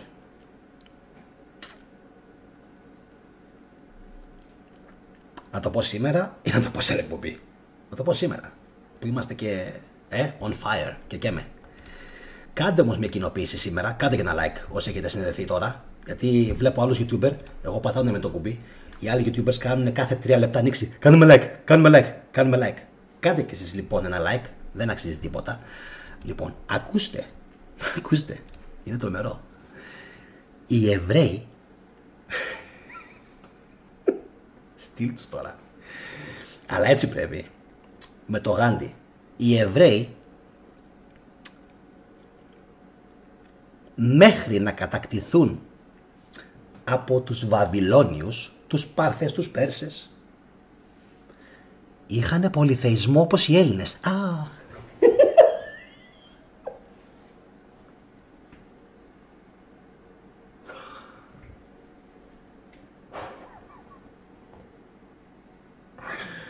Τι? Μενογά. Εντάξει τώρα, αυτά είναι ψίχουλα, δεν είναι τίποτα τώρα αυτά. Η επτάφωτη λιχνία. ότι είναι οι 7 πλανήτες. Αυτά δεν είναι τίποτα. Λοιπόν, πάμε να συνεχίσουμε. Να το πω άλλη μια φορά και να σας εξηγήσω και το γιατί. Οι Εβραίοι μέχρι να κατακτηθούν και να ταπεινωθούν ουσιαστικά, γιατί ταπεινώθηκαν από τους Πέρσες, δεν είχαν μόνο τον Γιάχ που είναι ο Θεός της Σελήνης, ο Γιάουε, και μερικοί Έλληνες τον προσβάλλουν πια τόσο πολύ, λες και εμείς δεν είχαμε την κάτι. Πού το κακό? Ο Γιάχ, ο Γιάουε είναι ο Θεός της Σελήνης, the moon god. Λοιπόν, και ο Ελ, ο ήλιος, ο Θεός του φωτός. Έλατε όμως που είχαν πολυθεϊσμό. Και τι κάνανε? Μόλις κατακτήθηκαν από τους Πέρσες και τους Βαβυλώνιους, αισθάνθηκαν τόσο μεγάλη ντροπή για την κατάκτηση, έλα λίγο κοντά, που οι πατριάρχες μετά τα άλλαξαν όλα. Ποιοι πατριάρχες? Οι προφήτες του Ισραήλ που ακολούθησαν. Μην το πεις όμως πουθενά, δες το υποθετικός ούτε κι αυτό.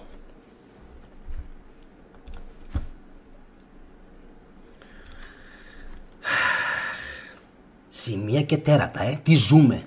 Τι ζούμε. Ρε εσύ, αυτοί πολύ κοντά με τους Έλληνες.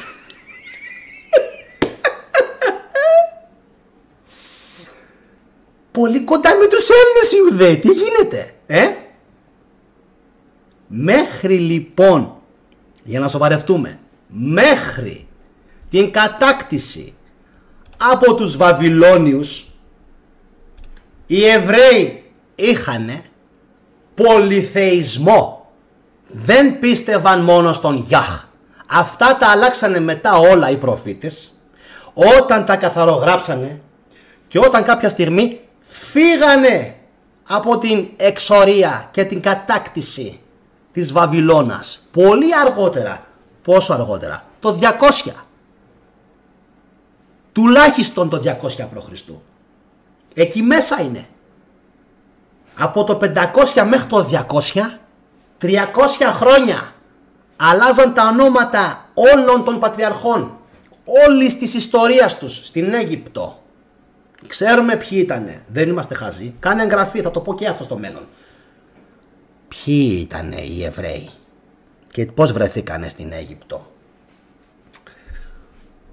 Δεν το λέω σήμερα. Θα κάνεις εγγραφή, θα κάνεις υπομονή και θα τα πούμε στο επόμενο επεισόδιο αυτό το πράγμα. Εντάξει, αλλάξανε όλα τα ονόματά τους. Όλα τα ονόματα και των θεών και των πατριαρχών και σε τι πίστευαν, αλλά κάτι έμεινε. Όπα, περίμενε, μην φεύγεις. Κάτσε, περίμενε. Κάτι έμεινε. Γιατί λέγαμε πριν ότι αυτός εδώ έλεγε για 3. Η Μουσίτσα. Εμείς αποδείξαμε ότι είναι 4. Πάμε να κάνουμε ένα φρεσκάρισμα στα Ιουδαϊκά δόγματα, γιατί έχει σημασία το πώς θα κλείσουμε τη σημερινή εκπομπή. Ας το Θανασάκι, πάνε σπίτι σου αγόρι μου. Δεν ξέρεις σε ποιον μιλάς. Δεν το λέω με έπαρση τώρα. Σε έκανα αποκλεισμό γιατί με σιγοντάρεις. Δεν θα έβγαινα αγόρι μου να τα πω δημόσια έτσι. Σε μπάναρα γιατί δεν θα έβγαινα να τα πω δημόσια. Να γινόμουν ρεζίλη, αν δεν ήξερα τι λέω. Γι' αυτό από εδώ και πέρα μόνο θα παρακολουθείς και δεν θα γράφεις. Sorry, αλλά όταν πουλάς εξυπνάδα σε μένα αυτό συμβαίνει. Λοιπόν, γιατί έγραψε ποιος Αβραάμ. Μην κλαίγεσαι. Μη χτυπιέσαι και μην τρελαίνεσαι, χριστιανέ μου. Εντάξει. Σιγά σιγά. Λοιπόν. Τώρα. Πάμε πάλι να κάνουμε την ανακεφαλαίωση. Γιατί έχει σημασία πώς θα κλείσει αυτή η εκπομπή σήμερα. Λοιπόν, ακούστε. Λέγαμε τόση ώρα ότι οι Ιουδαίοι ήταν πολυθεϊστές. Πολύ ωραία. Τέλεια. Ξαφνικά όμως, μετά την κατάκτηση από τους Πέρσες, που μάλλον ο φίλος το χάσε το βίντεο, που γκαρίζω εδώ και 1 ώρα και μιλάω, το χάσε το βίντεο. Δεν το έχει δει. Μπήκε, είδε, πέταξε την κοτσάνα και έφυγε. Λοιπόν, έχουμε και λέμε Φαρισαίοι. Αυτή είναι η Τωρά και Άγιος ο Θεός. Έχουμε τους Σαδουκαίους που έχουμε πει είναι φιλέλληνες και άκρος λογικοί και επικούριοι. Άλλη φάση. Θα με ενδιαφέρει να μάθω πιο πολλά για αυτούς. Ξέρουμε όμως πιο πολλά από τον Ιώσυπο για τους Εσέους. Θα μου πεις πού είναι η πολυθεία. Θα σου πω πού είναι η πολυθεία. Περίμενε. Πώς επέζησε. Δεν μπορεί ξαφνικά να δημιουργήθηκε τον πρώτο αιώνα στη Γαλιλαία. Δεν μπορεί να δημιουργήθηκε η πολυθεία στη Γαλιλαία, φίλε μου, τον πρώτο αιώνα, όταν υποτίθεται έζησε εκεί πέρα ο Ιησούς και δίδαξε άλλα πράγματα. Αθανάσιε Βασιλιάδη, πλέον μπαναρισμένα από το κανάλι. Θέλω λίγο αυτό να στροφάρει, να παίρνει λίγο μπρος, να μην είναι αργό. Θέλω λίγο να παίρνει μπρος το ρημάδι σας, το καθυστερημένο σας εκεί μέσα. Θέλω λίγο να παίρνει μπρος. Δεν γίνεται στη Γαλιλαία του πρώτου αιώνα που υποτίθεται πήγε ο Ιησούλης, κήρυξε μονοθεϊσμό, να έχει στη Γαλιλαία συναγωγές με ζωδιακό κύκλο και με πλανήτες και. Κατάλαβες, φίλε μου, γιατί σε μπάναρα γιατί δεν ξέρεις και πας να μιλήσεις σε έναν εγκέφαλο που το έχει κάψει με αυτή τη θρησκεία για να τα βρει όλα αυτά. Το έχει κάψει, γι' αυτό δεν θα μιλάς. Άκου και λίγο, άκου. Εσύ θα κερδίσεις. Λοιπόν, το τέταρτο κίνημα που δικαιολογεί απολύτως το γεγονός ότι υπήρχε πολυθεία, απολύτως, είναι οι Ναζωραίοι ζηλωτές. Τέλος. Ούτε οι Φαρισαίοι, ούτε οι Εσέοι.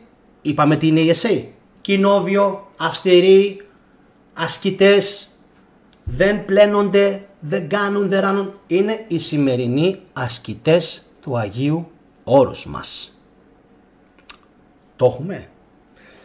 Αυτοί οι άνθρωποι σήμερα που είναι στο Άγιο Όρος, οι ασκητές, προσέξτε με λίγο, αναφέρομαι μόνο στους ασκητές, γιατί τους μοναχούς κάποιες εξαιρέσεις μόνο είναι που τους εντάσσω στους Εσέους. Φαρισαίοι είναι η εκκλησία μας, αυτό είναι αποδεδειγμένο, δεν χρειάζεται καν debate. Οι άνθρωποι είναι παυλικιανιστές. Βλέπετε στη σημερινή θρησκεία πουθενά το χριστιανισμό? Πού τον βλέπετε? Εσέοι δεν είναι, Ναζωραίοι Ναζιραίοι δεν είναι, Σαδουκαίοι δεν είναι. Τι μένει? Κοίτα να δεις που μένει μόνο ο φαρισαϊσμός. Αμάν, αυτό δημιουργεί πρόβλημα στην εκκλησία. Αυτό αποτελεί πρόβλημα. Μεγάλο πρόβλημα. Αγαπητοί της εκκλησίας,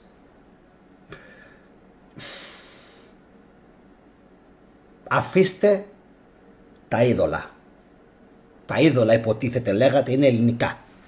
Αφήστε λοιπόν τίμιες κάρες, κεφάλια, κρανία, παντόφλες, παντούφλες, ζώνες, λιχνάρια, μαγικά λιχνάρια, οδοντογλυφίδες, ξυλάκια, οδοντοξυλάκια. Αφήστε αυτές τις ειδωλολατρικές πρακτικές. Σας βοηθάω κιόλας. Σας βοηθάω να κρατήσετε καθαρή την πίστη σας από αυτά. Αυτά είναι κόλπα τσαρλατάνων που και οι Εσέοι και οι Φαρισαίοι και οι Σαδουκαίοι και οι Ναζιραίοι θα τα κατακεραυνοβολούσανε. Απίστευτο. Από αυτό και μόνο προκύπτει ότι αν ο χριστιανισμός είχε κάποια σχέση, κάποια σχέση με όλα αυτά, θα είχε και τις αντίστοιχες επιρροές του. Βλέπουμε όμως ότι ο χριστιανισμός στην Ελλάδα δεν έχει καμία σχέση με όλα αυτά. Καμία. Άλλες χώρες Έχουνε και τον ζωδιακό και ξέρουνε πάρα πολύ καλά άλλες χώρες. Για παράδειγμα η Καθολική. Σκούπες, Πανορμήτη, Ταξιάρχη και όλα αυτά. Τα έχω κράξει πολλές φορές. Αυτά δεν ανήκουν στους κόλπους της Εκκλησίας. Σας το λέει ένας που δεν είναι χριστιανός.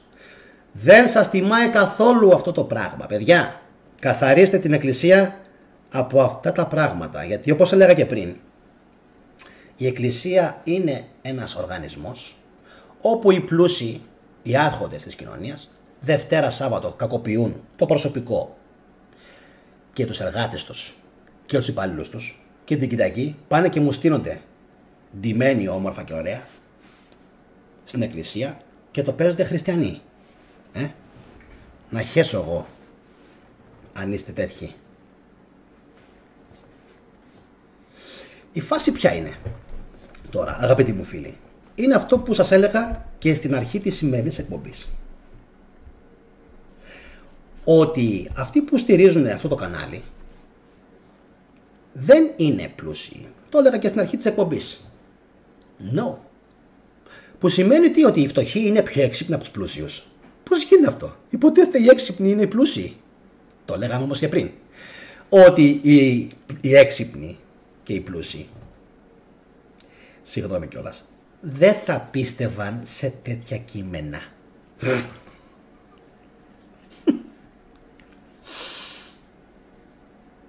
Καθαρά και μόνο λόγω IQ. Όχι ψυχής, IQ. Δεν θα τα είχαν πιστέψει ποτέ. Θέλετε λόγω DNA, θέλετε λόγω IQ, θέλετε λόγω πλούτου, θέλετε επειδή τα παιδιά αυτά μεγαλώνουν έτσι. Κάπως λίγο, πώς τα λέμε αυτά, κακομαθημένα ακριβώς. Εν ολίγης, μας φτάνει για σήμερα να συγκρατήσουμε κάποια πράγματα ως επίλογο, ότι ο Ιώσιπος έχει κρύψει το κίνημα των Αζωραίων Ζηλωτών, έχει ξεχάσει να μας πει για τον 5ο βασιλιά αυτοκράτορα που διεκδικούσε το θρόνο, έτσι, έχει ξεχάσει να μας πει για την Επανάσταση, αυτά που πρέπει να μας πει, και το κυριότερο από όλα, ακούστε ποιο είναι το κυριότερο από όλα, ξέχασα να σας το πω, θα σας το πω τώρα πριν κλείσει εκπομπή. Το κυριότερο από όλα είναι ότι, ακούστε το γι' αυτό πριν φύγετε, πότε γράφτηκαν τα Ευαγγέλια?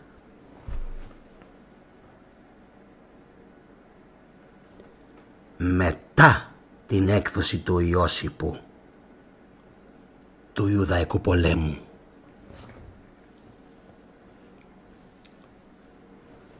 40 χρόνια οι χριστιανοί δεν μπορούσαν να τα γράψουν, προφορικά λέει. Οι Εβραίοι που καταγράφανε πώς λεγόταν η κατσίκα του γείτονά τους.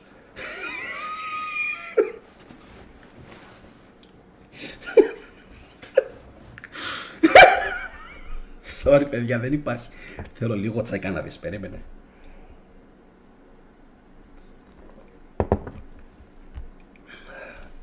Είμαστε όλοι εδώ ακόμα? Πάμε άλλη μια φορά. Οι Εβραίοι που καταγράφανε την κατσίκα του γείτονα, πόσα κιλά ήτανε και πόσο ζύγιζε, η βέρα που φορούσαν και πώς λεγότανε οι εξαδέρφοι του 8ου τους ανιψιού. Ναι, γελάμε ελεύθερα. Αυτοί λοιπόν οι Εβραίοι, αυτοί οι άνθρωποι, προσέξτε, ξέχασαν να καταγράψουν 40 χρόνια την ιστορία του Ιησούλη. Το ξέχασαν. Όλος τυχαίως όμως, αχ πως μ' αρέσει τώρα αυτό που τους το κάνω. Πονάτε μερικοί, Είμαι σίγουρος. Σίγουρα. Όλος τυχαίως όμως, άκου το αυτό φίλε μου χριστιανέ. Λίγο θα πονέσεις αλλά θα το ξεπεράσεις. Όλος τυχαίως, μόλις εκδίδει ο Ιώσιπος τα έργα του και υπάρχουν οι πληροφορίες για τον Ιδαϊκό πόλεμο, για την Ιδαϊκή γεωγραφία. Ξαφνικά, μετά από λίγα χρόνια, λες και περίμεναν όλοι οι χριστιανοί τον Ιώσυπο, Λουκάδες, Λούσιες, Μάρκος, Ματίας και Τζόναθαν. Αυτά είναι τα ονόματα. Δεν είναι ο Λουκάς, δεν είναι ο Ματθαίος, δεν είναι ο Ιωάννης, δεν είναι ο Μάρκος. Αυτά είναι ελληνοποιημένα γκεϊστικά ονόματα. Πάμε. Είσαι εδώ. Χριστιανέ μου. Άκου. Λούσιες, Μάρκος. Όλα είναι ονόματα που ανήκουν λίγο πολύ στην οικογένεια του Βεσπασιανού και του Τίτου. Oh my gosh. Really? Yeah. Και όλος τυχαίως ο παππούς και οι πρόγονοι του Βεσπασιανού και του Τίτου ήταν φοροεισπράκτορες. Το αγαπημένο επάγγελμα που αναφέρεται στα Ευαγγέλια. Τι τους έκανες τώρα?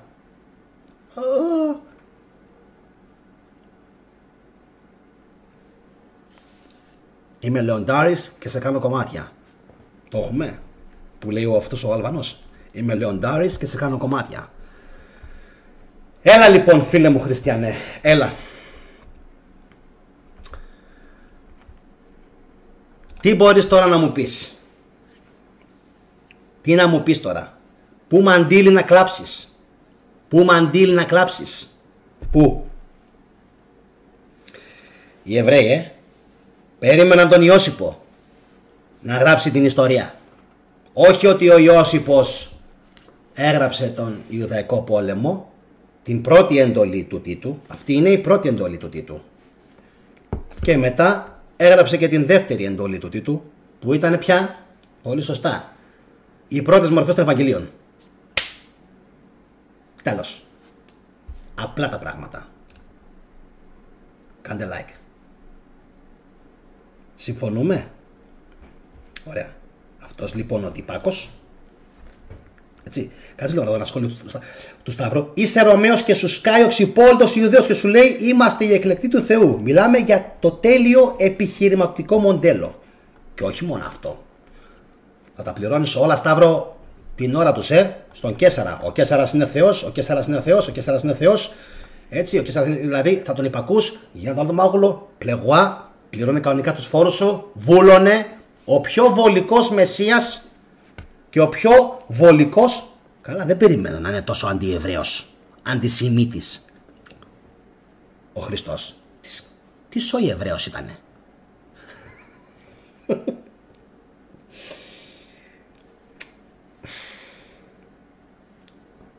Καταλάβατε? Περίμεναν λοιπόν οι Ρωμαίοι, οι Ιουδαίοι μάλλον, οι Εβραίοι, να γράψει ο Ιώσυπος ιστορία για να πάρουν από αυτόν πληροφορίες. Τι και πώς και να συνθέσουν τα Ευαγγέλια. Όχι φυσικά. Αυτά είναι όλα μούφες. Πριν κλείσω αυτήν την εκπομπάρα τη σημερινή, έχω να σας πω ακόμα κάτι κορυφαίο. Μη φύγετε ακόμα. Κάντε κοινοποίηση και like οπωσδήποτε γιατί είμαστε χαμηλά. Το ξέρω αυτό. Ο αλγόριθμος δεν προωθεί τίποτα πλέον που να αναφέρεται στο χριστιανισμό. Τίποτα. Εντάξει. Κοινοποιήστε όπου εσείς πιστεύετε ότι θα έχει αποτέλεσμα και έδαφος αυτό το βίντεο. Συνήθως Viber, WhatsApp, Messenger, γιατί στο Facebook δεν είναι κοινοποίησεις. Και σας έχω και το κερσάκι στην τούρτα. Πριν κλείσω αυτή την εκπομπάρα, που επαναλαμβάνω, όσοι μπήκατε τώρα να την δείτε άλλη μια φορά για να μπουν καλά εδώ μέσα και μετά τι κάνουμε? Βγαίνουμε και τα δίνουμε στον κόσμο. Αυτά που λέει ο Γιάννης, βγαίνουμε και τα δίνουμε στον κόσμο. Δεν τα κρατάμε μέσα. Τα βάζουμε, τα θέτουμε σαν ερωτηματικά σε όλους τους υπόλοιπους. Πιο πάνω ένας φίλος κάτι έκανε, ο Κρίς Αντωνίου, να σε καλά, σε ευχαριστώ πάρα πολύ για αυτό που έκανες. Έκανε ένα super sticker, τώρα το είδα, να σε καλά, σε ευχαριστώ πολύ. Και συνεχίζουμε.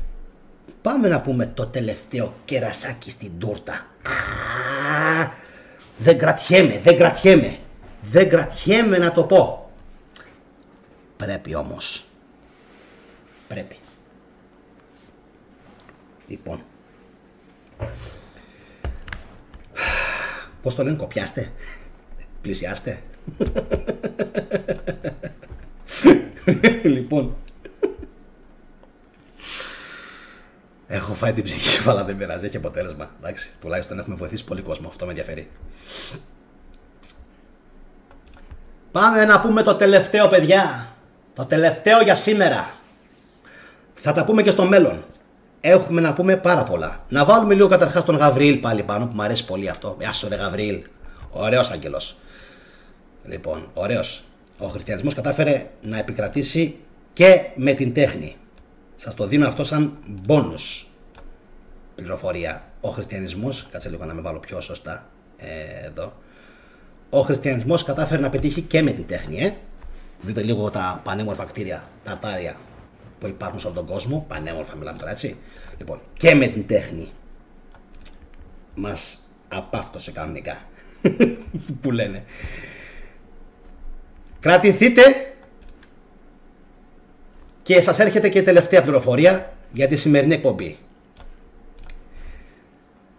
Θα το κάνω και short, θα το κάνω και μικρό βίντεο και θα πάρω και κάποια αποσπάσματα από το βίντεο αυτό και θα τα ξανανεβάσω. Ακούστε.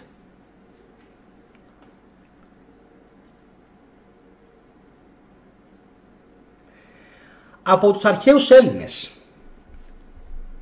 φίλε μου χριστιανέ, που θα τύχει να βλέπεις αυτήν την εκπομπή, πόσες επιστολές σώζονται?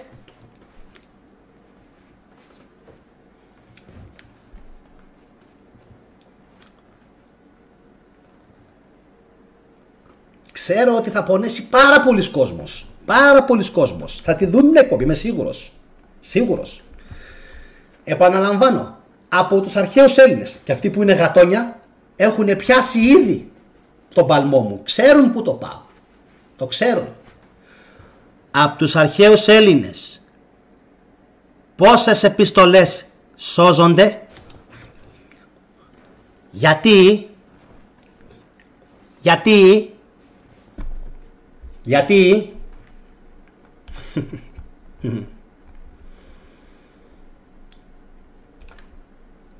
οι επιστολές των χριστιανών πώς σωθήκανε? Του Παύλου. Ξέρετε ποιο είναι το απίστευτο? Και σας είπα ότι πρέπει αυτές τις εκπομπές να τις βλέπετε ολόκληρες, πιο πολύ για να τις σμπρώχνετε σε άλλους.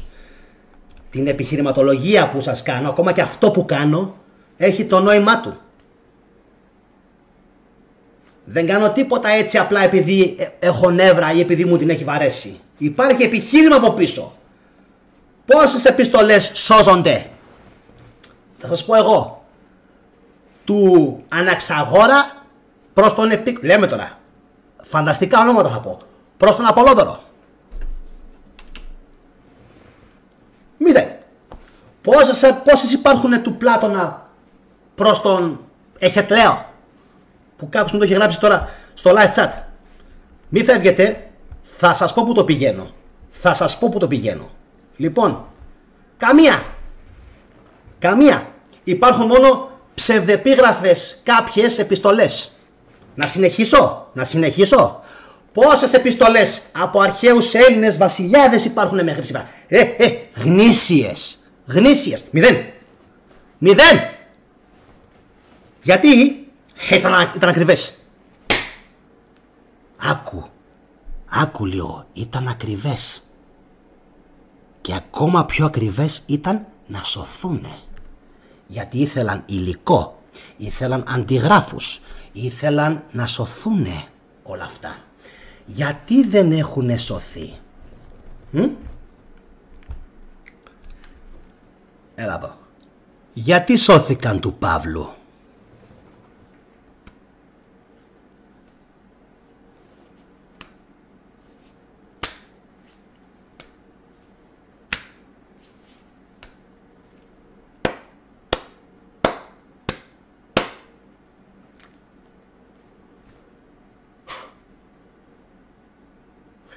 Τι τρέχει, χριστιανέ μου?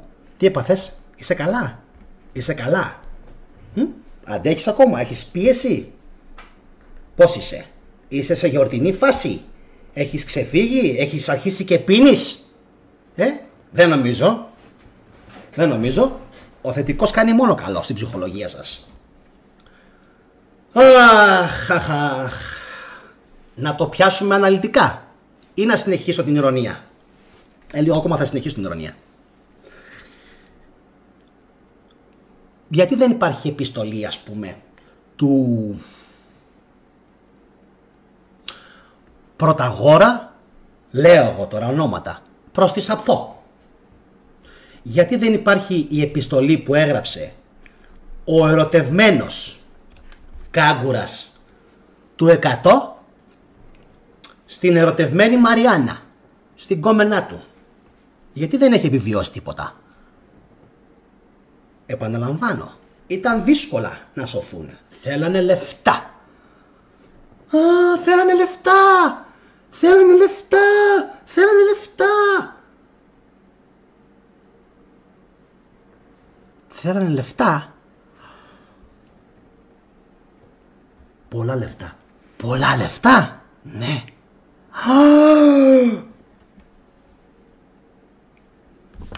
Αυτό εδώ το τσογλάνι πώς έχει γράψει 4 βιβλία Ιουδαϊκού πολέμου. Όχι επιστολή. Πώς? Αυτός εδώ το τσογλάνι αυτό, ο Ιώσιπος. Εδώ. Ο αρχιτσόγλανος. Πώς έγραψε αυτός εδώ ο τύπος τον Ιουδαϊκό πόλεμο? 4 βιβλία είναι. 4 βιβλία είναι από τις εκδόσεις Κάκτος. Τώρα. Καθαρογραμμένα στην πένα. Τώρα. Σήμερα 2024. Το 70 και το 80.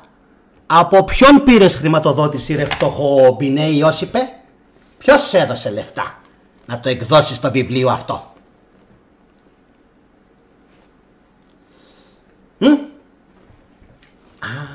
Ο μπαμπάς σου. Ο μπαμπάς σου, ο πνευματικός ο μπαμπάς. Ο μπαμπάς του που λέμε, ποιος είναι ο μπαμπάς σου μωρή? Who's your daddy που λένε? Ποιος του έδωσε τα λεφτά? Απαντήστε. Κερασμένα κερασμένα. Ποιος του έδωσε λοιπόν τόσο χρήμα να γράψει πρώτα τον Ιουδαϊκό πόλεμο? Μη μου πεις. Όχι, μην το κάνεις αυτό. Μην το κάνεις αυτό, θετικέ. Μπαίνεις πολύ βαθιά. Επόμενο εγκεφαλικό. Ποιος μπορούσε να γράψει, να εκδώσει, να κυκλοφορήσει? Πάμε άλλη μία, το έχουμε?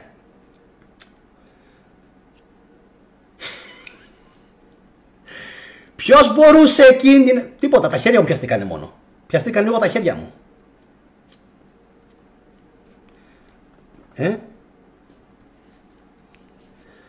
Save your tears for another day. Save your tears for another day. Θα τρελαθώ σήμερα. Θα πάθουν εγκεφαλικά. Η Ρώμη, ο Τίτος. Ποιος άλλος? Ποιος μπορούσε να γράψει τόσα Ευαγγέλια? Να τα γράψει, να βιβλιοθετηθούν τότε όπως βιβλιοθετήθηκαν, δεν υπάρχει. Και στη συνέχεια να κυκλοφορήσουνε. Εδώ είναι. Ποιοι? Οι φτωχούλιδες χριστιανοί. Οι φτωχοί χριστιανοί που δεν είχαν να φάνε μία. Αυτοί οι καημένοι χριστιανοί που τους καταδίωκαν οι κοκκύρωμοι. Ουστ!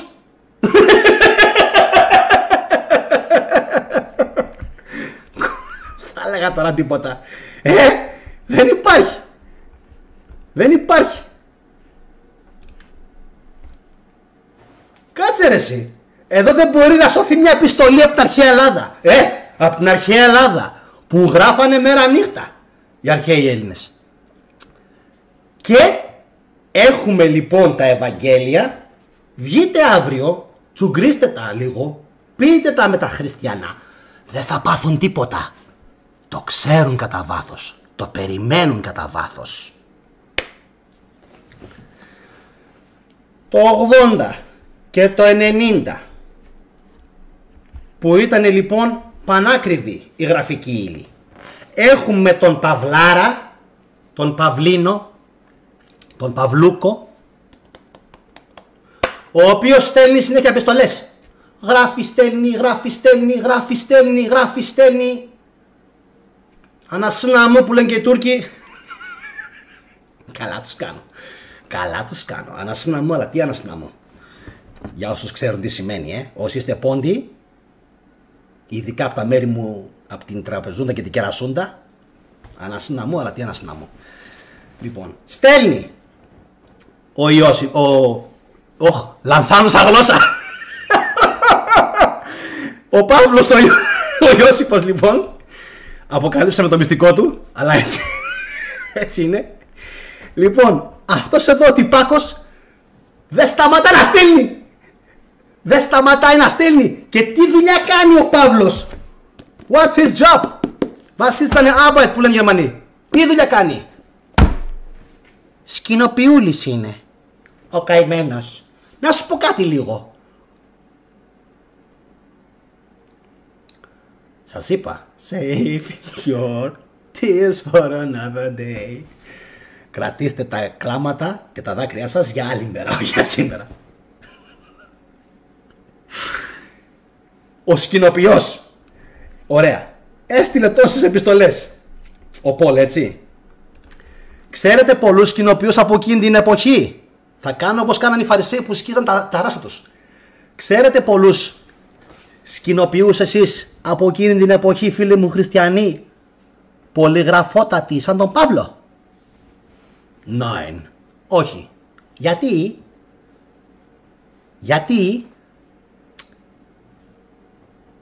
Γιατί δεν έχει μείνει τίποτα από άλλους? Γιατί έχει μείνει μόνο από αυτούς? Γιατί ήτανε ο γραμματέας των Φλάβιων. Πάρε και μια αλήθεια. Ανάμεσα στην τρέλα και το χαβαλέ που κάνουμε, γιατί αυτό σας αξίζει.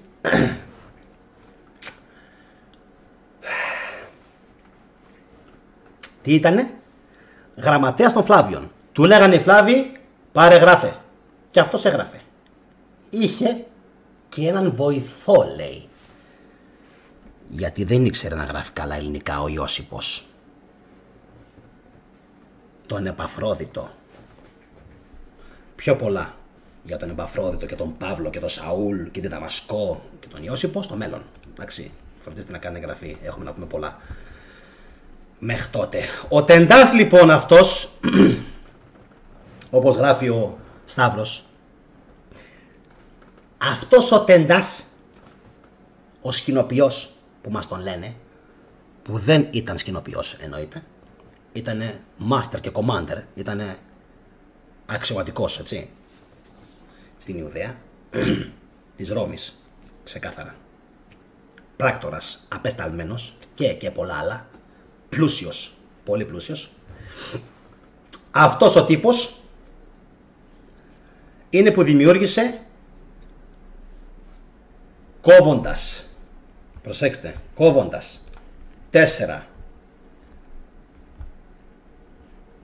ενοχλητικά πράγματα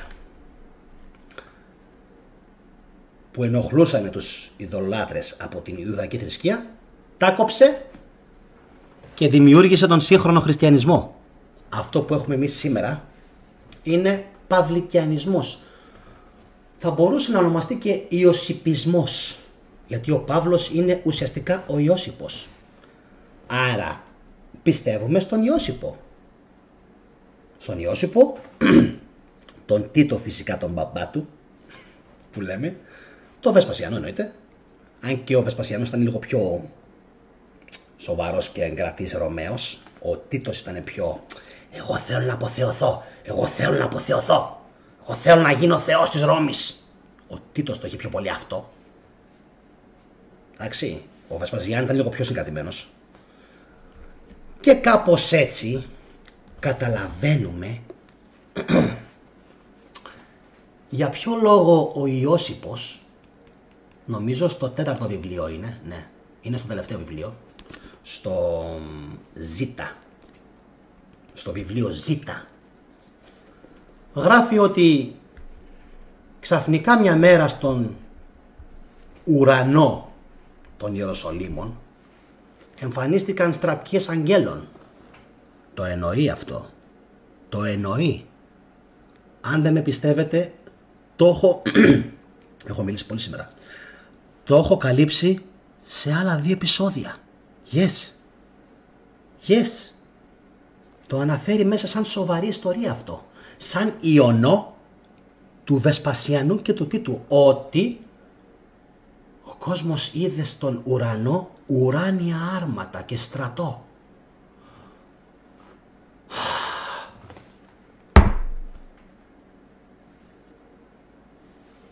Τελευταία αποκάλυψη πριν κλείσω.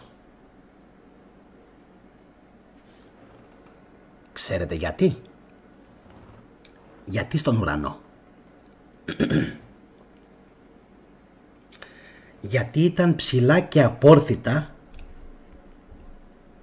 τα τείχη των Ιεροσολύμων και χρειαζόταν βοήθεια από τον ουρανό. Αυτό υπονοεί ο Ιώσιπος, ότι χρειάστηκε να επιστρατευτούν μέχρι και οι δυνάμεις του Θεού για να πορθήσουν και να αλώσουν την πόλη των Ιεροσολύμων.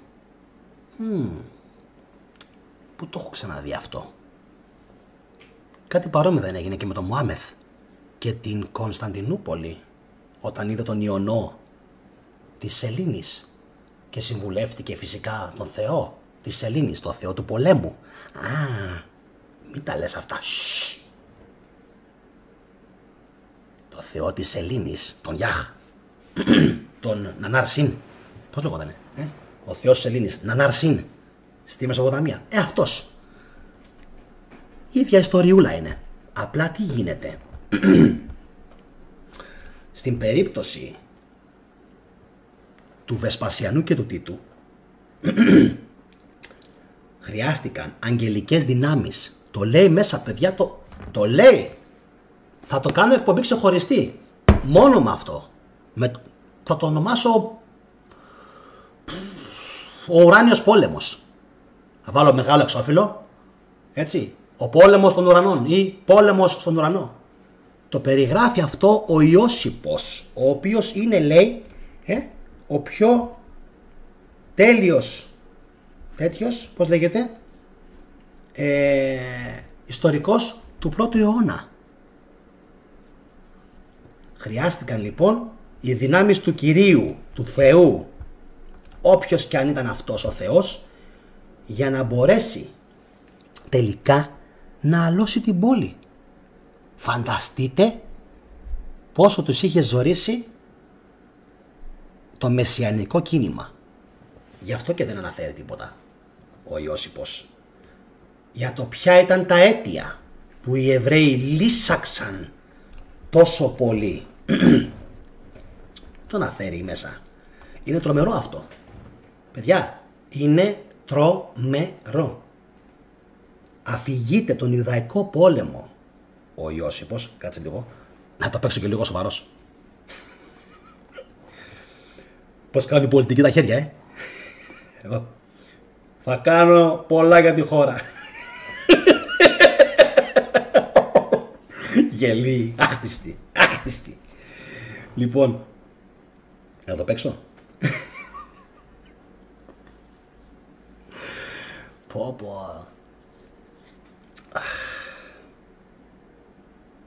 Απίστευτο. Έχουν ξεγελάσει όλη την ανθρωπότητα αυτοί οι άνθρωποι. Έχουν ξεγελάσει όλη την ανθρωπότητα. Εντάξει, επαναλαμβάνω ότι ιστορικός του πρώτου αιώνα λέει αυτό το πράγμα με την ουράνια στρατιά. Και επαναλαμβάνω, για να τελειώσω, πόσο τους είχαν ζορίσει, εντάξει, τους Ρωμαίους οι Ιουδαίοι, και πόσο παραλίγο στην γλώσσα των Ίνκας το παραλίγο λέγεται τσούλακ. Όταν θες να πεις σε κάποιον παραλίγο να τα καταφέρεις, του λες τσούλακ. Λοιπόν, παραλίγο να τα καταφέρουνε οι Ιουδαίοι. Και αυτό προφανώς το βασίλειο του ουρανού που τελικά κατάφερε να κατακτήσει ο Τίτος ήτανε τόσο σημαντική νίκη για την Ρώμη, που αν δεν το έχετε καταλάβει, σήμαινε πως σε περίπτωση και ενδεχόμενο οποιασδήποτε ήττας από τους Ιουδαίους, ναι, οι Ρωμαίοι θα παίρνανε τον μπούλο. Ακριβώς όπως σας το λέω. Τι σημαίνει αυτό δηλαδή? Θα είχαν χάσει την πρωτοκαθεδρία του κόσμου και θα τους την είχε πάρει ο Τζέσουα, γιατί αυτός έκανε ό,τι έκανε, τον οποίον Τζέσουα δεν τον αναφέρει καθόλου με το όνομά του ο Ιώσιπος, αλλά τον αναφέρει με άλλο όνομα. Με ποιο όνομα? Θα το πω στην επόμενη εκπομπή ή στη μεθεπόμενη. Κάντε εγγραφή. Επαναλαμβάνω, αυτή η πονηρία λεπούη σου πια, εδώ είμαστε και θα τα πούμε όλα, αναφέρει με άλλο όνομα τον πέμπτο υποψήφιο αυτοκράτορα της χρονιάς των 4 αυτοκρατόρων που μας λένε. Υπήρχε και ένας πέμπτος. Είπαμε, τον εξαφανίσανε. Όσο για εσάς που μπορεί να έχετε ενστάσεις και απορίες και να λέτε ρε θετικέ, καλό παιδί είσαι, ωραία μας τα λες, λίγο ηρωνία πουλάς, εντάξει. Νάρκισσος δεν είμαι, ευτυχώς. Λοιπόν, έτσι. Καλά. Είναι δυνατόν να μπορέσουν να εξαφανίσουν έναν βασιλιά, ένα ολόκληρο βασίλειο και ολόκληρη την ιστορία? Yes, μπορούνε. Και ξέρετε γιατί μπορούνε? Γιατί και σήμερα το κάνουνε όλοι. Σήμερα. Τι?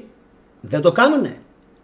Αν μπείτε στο Facebook, αν μπείτε στο YouTube και παρακολουθήσετε πώς αναφέρονται μερικοί στα γεγονότα τα περσινά, θα είναι λες και δεν έχουν γίνει ποτέ. Τα περσινά. Φανταστείτε λοιπόν τώρα τι μπορούσαν να κάνουν εκείνη την εποχή οι Ρωμαίοι, που είχαν υποδηλώσει τους Εβραίους, που τους πήραν όλα τα ιερά τα βιβλία και δεν υπήρχε ουσιαστικός αντίλογος από κανέναν εκείνη την εποχή. Κανέναν. Σόλιγγεν. Όποιος μιλούσε, οι Ρωμαίοι τον έκαναν Σόλιγγεν. Κρίμα όμως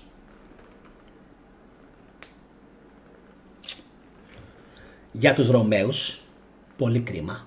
Κάπου εδώ τελειώνει η αυτοκρατορία σας, γιατί και οι Έλληνες αφιπνίζονται σιγά σιγά. Σιγά σιγά. Κάτι γίνεται. Βοηθήστε λίγο και εσείς που βλέπετε την εκπομπή. Τσιγκλίστε λίγο παραπάνω τους διπλάνους σας. Έλα, μαλάκα, ξύπνα. Ξύπνα, δες θετικό, ξύπνα.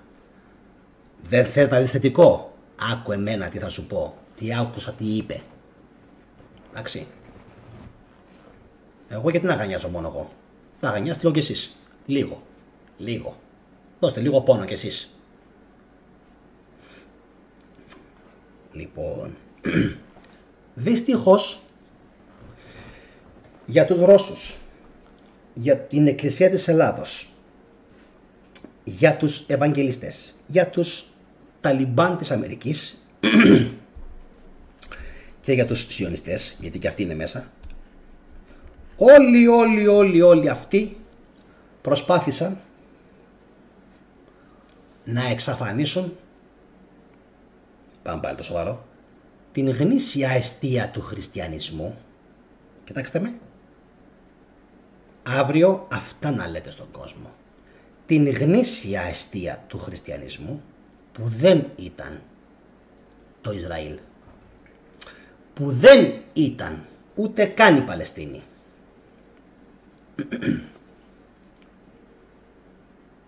Είστε έτοιμοι? Τελευταία χειροβομβίδα πριν κλείσω. Δεν μπορώ να πω τίποτα άλλο. Τελευταία χειροβομβίδα πριν κλείσω για όλους τους φίλους, τους 311, αρκετοί είμαστε, που έκατσαν και με είδαν μέχρι τώρα. Μη φύγετε, τελευταία χειροβομβίδα. Ο χριστιανισμός δεν ξεκίνησε ούτε στο Ισραήλ, ούτε στην Παλαιστίνη. Οι πηγές του ήταν άλλες. Οι πηγές του, οι μάνες, οι μήτρες του ήταν άλλες. Και ήτανε οι περιοχές που θα σας πω τώρα και θα ήθελα όλοι να κάνετε like και εγγραφή και να κοινοποιήσετε πριν φύγουμε. Η Ορδανία, Λίβανος, Συρία, Ιράκ, μην το πεις, θα το πω, και Περσία.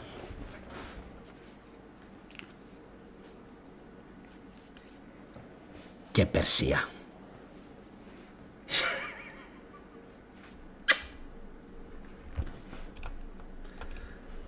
Τα υπόλοιπα σε επόμενες εκπομπές. Αρκετά είπαμε για σήμερα. Save your tears for another